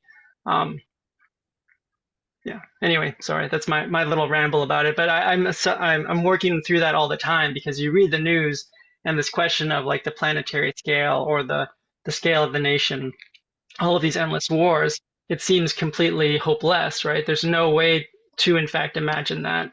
But that also doesn't have to be the one imaginary. There has to be, I think there's an insistence that there has to be multiple multi-scale imaginaries in play at all times. And I think that actually keeps one from often this kind of dread, because there are all these other places with your imagination and your own actions to go. Yes, thank you, Andy and Bronwyn, for your wonderful discussions after the talk. Also, question from Blake and all, and now I think it's time for us to move to our Q&A session. And for now, we have got two. One from Vikram and from Julia. So Vikram, do you want me to read out your question, or you want to explain on your own? Please do. Please open your video mic and please do, yeah. First, thanks so much, guys, for such a wonderful and this talk, really inspiring and enriching to hear. I had a question, regarding holobiont relationships with micro-level beings. We were talking about lichen and, the beings that exist in a microbiome, for example. And it seems to me at the moment, most of this conversation is centered around our physical relationships with these beings as opposed to our imaginal relationship. We think of, some indigenous systems like the Tibetan system of medicine, which is an indigenous system, and they have a category of infectious diseases called dun, which are illnesses caused by provocations of these unseen beings in nature, right? Which we can liken today to bacterial or viral illnesses, right? And these dun illnesses result from actually disharmony with the unseen beings of the imaginal or natural world. And in this model, we can think of the COVID pandemic too as a result of disharmony with these unseen beings in nature. And actually, some of the remedies for such diseases are pacifying these beings through ritual and other imaginal modalities, right? And that same disharmony with these beings, unseen beings of nature, are the same what we're talking about with the damages done by the Anthropocene. So I wonder, if there's any comment on, you think, the value of enriching the multi-species discourse with a greater focus on the imaginal, and how we might bring these understandings to our model of humans as holobionts or the models of the symbiocene. Well, I certainly don't see any inconsistency with them.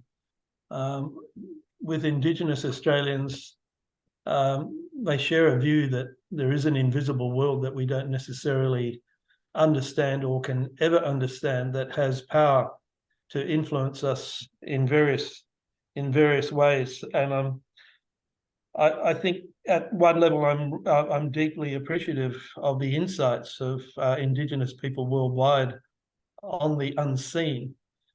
But what I'm trying to do is to argue that now that we have electron microscopes and bigger and better things, we can actually see a world that humans could not.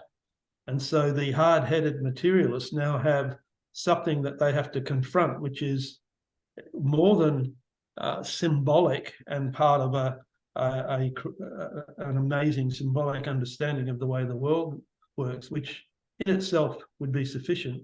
But we now live in a world where evidence and I guess a much more materialistic account, the opposite of animism, is given, And so now that we know that this microbiome exists, now that we know that symbiosis from micro to macro is actually a fundamental feature of life, surely we can put these two belief systems together and argue that they are a consistent worldview and that we need both.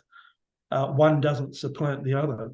And so wherever in the world an indigenous system of thought accepts the agency of the invisible on the visible and the large, if you like, us as a big blob of cells, I take my hat off, because it means that we're actually beginning to see a form of neo-animism, which is that us cool, sophisticated dudes in the 21st century need to reanimate our lives.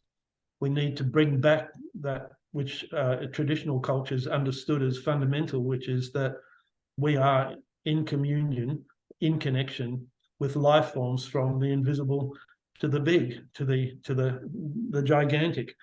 And so I think the point you're making is vital to an understanding of what potential the Symbiocene might have. It doesn't want to, at least in my conception, I don't want to appropriate Indigenous belief systems into a mega concept without permission.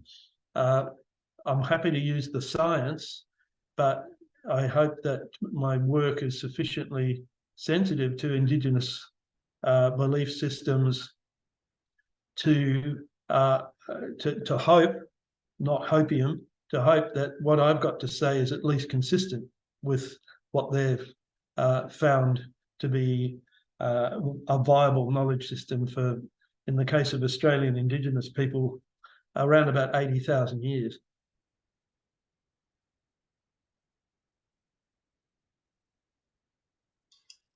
Can I just respond quickly to what Vikram says, or maybe put the question back? I think this is a really interesting question, and I guess I'm wondering, Vikram, if you're also, I guess when I think about the imaginary in this question of the material, I don't necessarily think of the imaginary as an opposition to the tangible, right? Or I don't think of the invisible as necessarily non-material.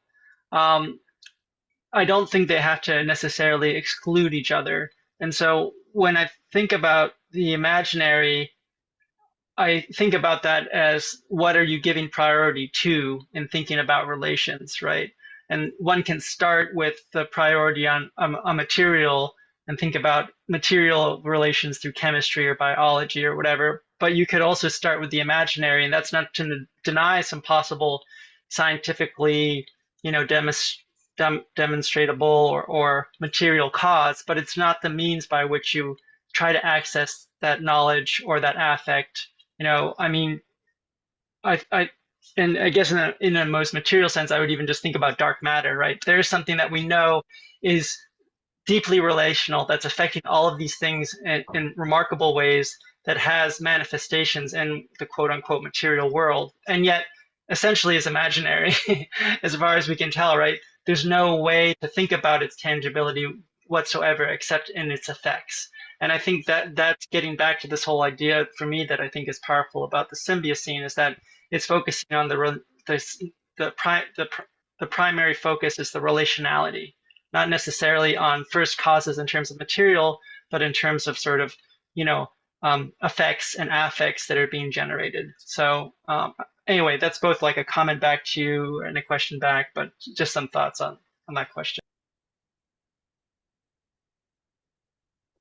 Yes, thank you for the answers. And we still have two more questions, one from Julia and the other from Tony. So if you want to appear on screen, please do. Please ask. Yeah.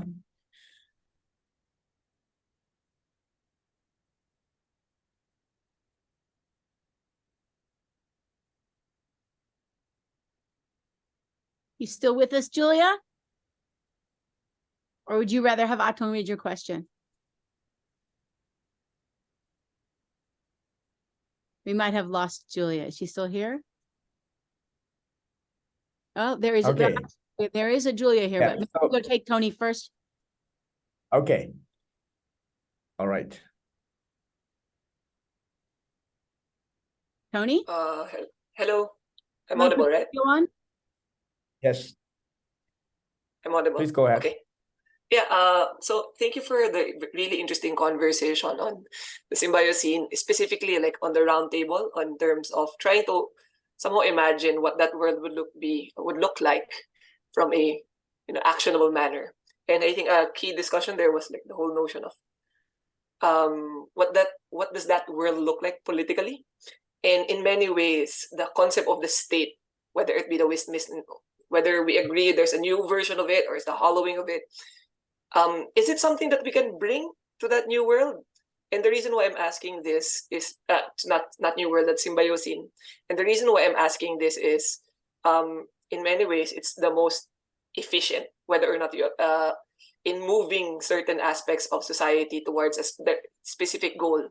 Unfortunately, mounting evidence would suggest that it has been one of the primary actors leading towards extractivism and exploitative behavior.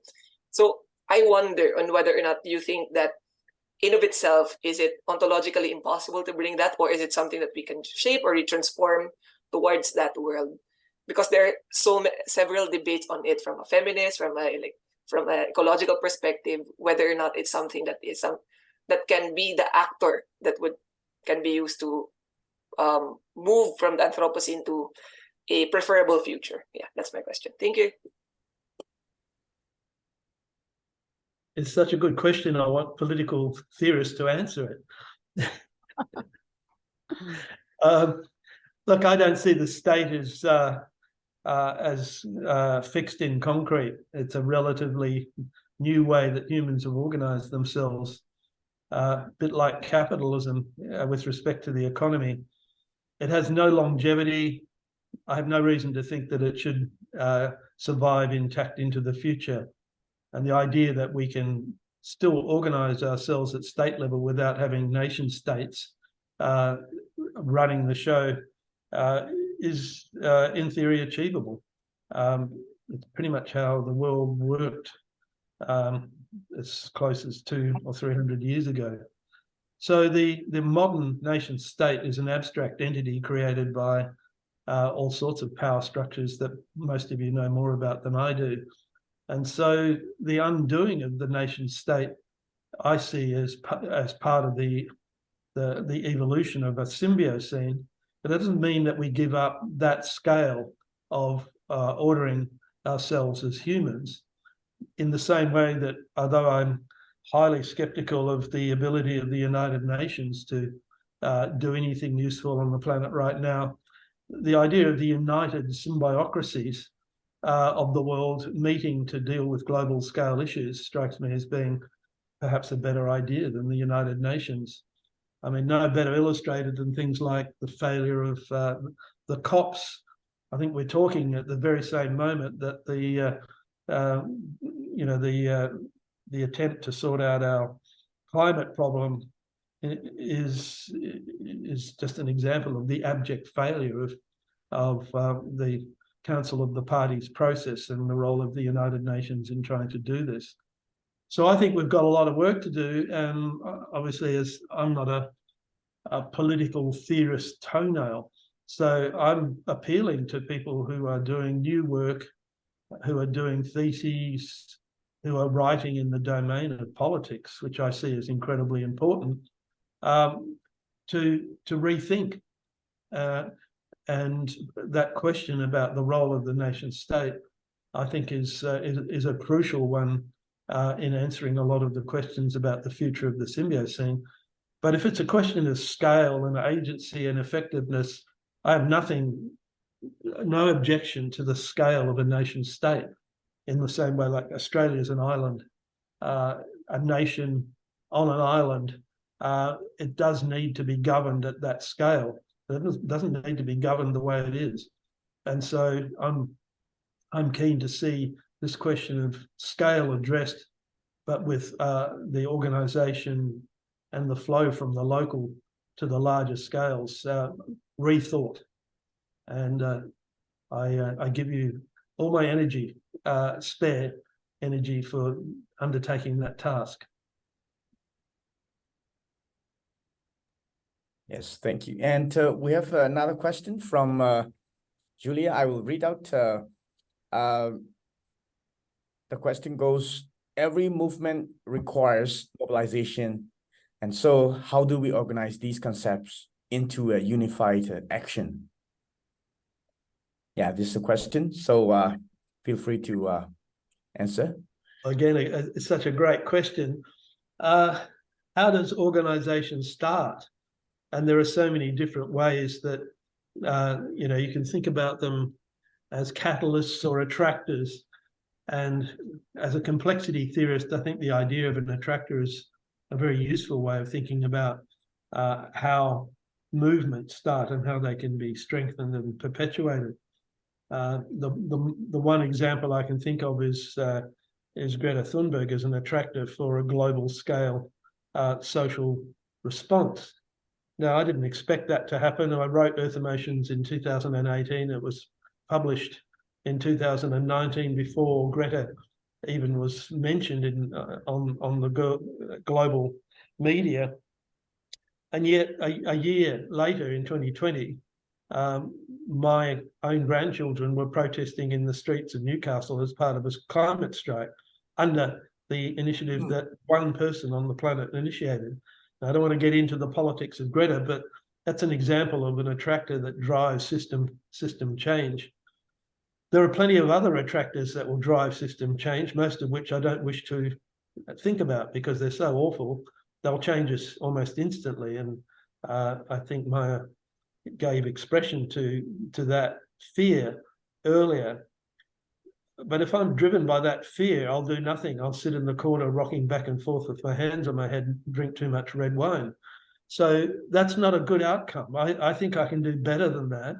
And so I'm not going to go with the deep adaptation sort of eco-apocalyptic tradition now, which is very powerful and very influential in saying that we can't imagine or can't think or can't work our way around these problems. If I give up, it's a total give up. I give up on everything. If I fight, I'm going to fight real hard. And and fight doesn't mean I'm going to hit you. It means I'm going to engage in emotional warfare with you. And that's the state that we're in now. And so the emotional war that we're in has to be won by us.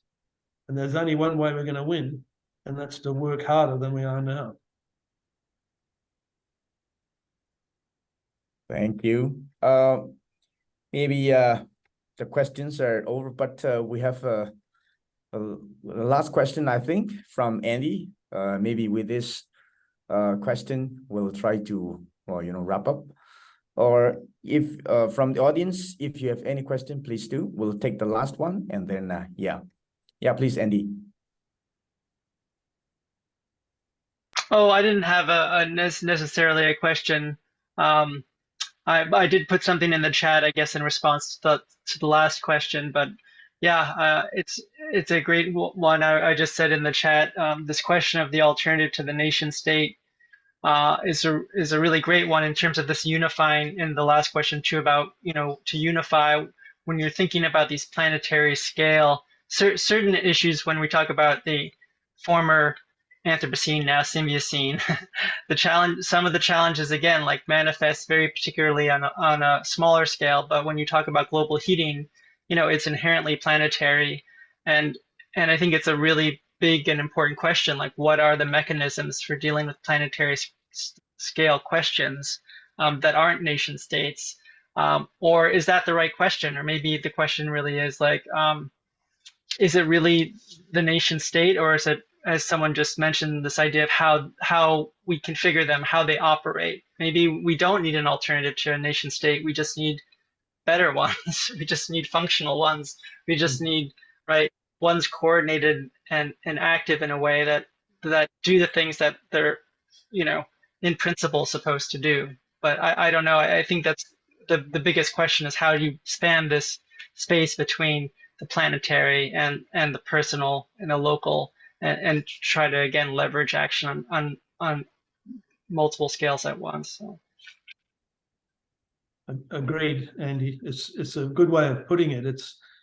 It's a question that has to be answered, but I don't see many attempting, and those that do a heroic, in my view. But it just needs a lot more work. That's what I meant about we all just have to work a bit harder.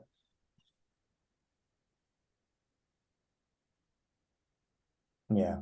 Thank you very much for your wonderful talk and discussions. So before we, end the session, I'd like to again ask if you want to say anything to our roundtable speakers as a closing remark or like a closing comment. Yeah, please.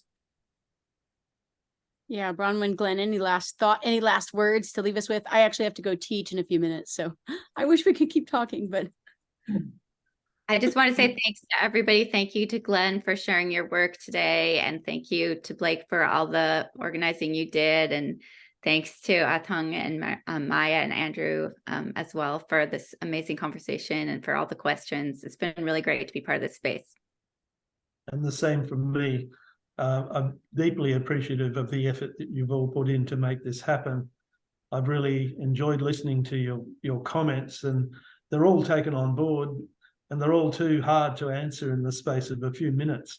I'm writing a book on the Symbiocene. It's one of those things, don't ask me when it's going to be finished, but your help is much appreciated, and I would encourage you all, including those that are listening and thinking, that this is a job for everyone. There's no amount of work that needs to be done. No one will be unemployed. There's huge amounts of creativity involved. It actually represents the culmination of what we are. We're supposed to be Homo sapiens. It's supposed to mean wise ape. So far, we've been really stupid.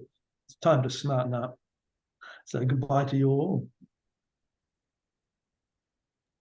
I'd like to actually share Blake's comment as we close, because I think it's really astute and it really gels with what the rest of us have been saying about needing multi-scalar, patchy, distributed forms of reparation and remediation and action and change. That we need all hands on deck at all levels in all kinds of different ways, that it can't just be a one size fits all. And Blake said the type of change we need will mostly not be centralized or national in scale. Cumulative, localized pockets of resistance are key. And I want to leave us with that thought, because each one of you out there in the audience, you could be a node of that localized pocket of resistance. You could infect others with the desire to engage in that resistance, and start with provocative conversations and organize people, because ultimately we can't wait for these solutions to come in a top-down way, and that may not ever be the way we want them to come anyway, but we also just can't wait. So each of us in our daily lives and in the choices that we make that reinscribe and support and sustain the existing world, maybe we all need to take stock about what we can get rid of in how we live, the practices of our daily lives that are actually perpetuating this order that we all know is toxic. What can we change right here, right now, and use that as a starting place, not an ending place. And then find your people, pick a battle, find something you're passionate about, organize, because without organizing, we're just going to sit around engaging in solastalgia and depression and, eco-dystopian end of the world angst. So maybe instead, the way we make another kind of end of the world and beginning of a new one possible is by beginning to organize ourselves. And this speaker series is one of our little contributions to trying to do that, to seed in each of you that idea that we can all go forth and start to do things differently right now. And we can do it informed by ideas of what a better world might actually look like, one that embraces and accepts and acknowledges with humility, epistemological and otherwise, our interdependence and relational co-becoming with all kinds of other forms of life and agential entities like forests and glaciers and rivers and oceans that are not a species or an individual being per se, but are nevertheless agential entities with whom we share our world, and that we need to keep the ongoingness of this world and to make it a better one. So I just want to say thank you also to Glenn for this amazing talk. My students who've been reading your work actually are really in for a treat as we go to discuss it later this week. And Andy and Bronwyn, I really appreciate our ongoing conversations, and I hope this will be the first of many more. Again, Athong, you're awesome, and we are so delighted to have you be part of this conversation. And Blake, behind the scenes, without you, again, none of this would have happened. So, an audience, without you, we would just be talking to ourselves. So carry forward these conversations and these thoughts. And Glenn, Andy, Bronwyn, Athong, do you have any last words you want to say? If not, Just thank you, brothers and sisters. all right. Thank you, Thanks brothers all. and Take care. sisters, all beings and species. And I'm off to class, and the rest of you have a wonderful day, night, morning, evening, whatever it is. And we will see you. We have more talks coming soon. Craig Santos Perez, who just won the National Book Award for Poetry, for Indigenous Chamorro Poetry, is one of our speakers. Augustine Fuentes, hopefully Jason Moore in this coming season, and many others. So let's keep tuned and meet again soon. Take care. Thank you. Thank you. Symbiocene Bye, on. everyone. Keep cool and Bye. symbiocene. All right. Bioscience Ruben. Terra Lieben, let the earth live. Yes. Take Thank care. you. Bye. See you all. There must be some kind of way out of here. Say that joker to the beat. There's too much confusion. I can't get no relief.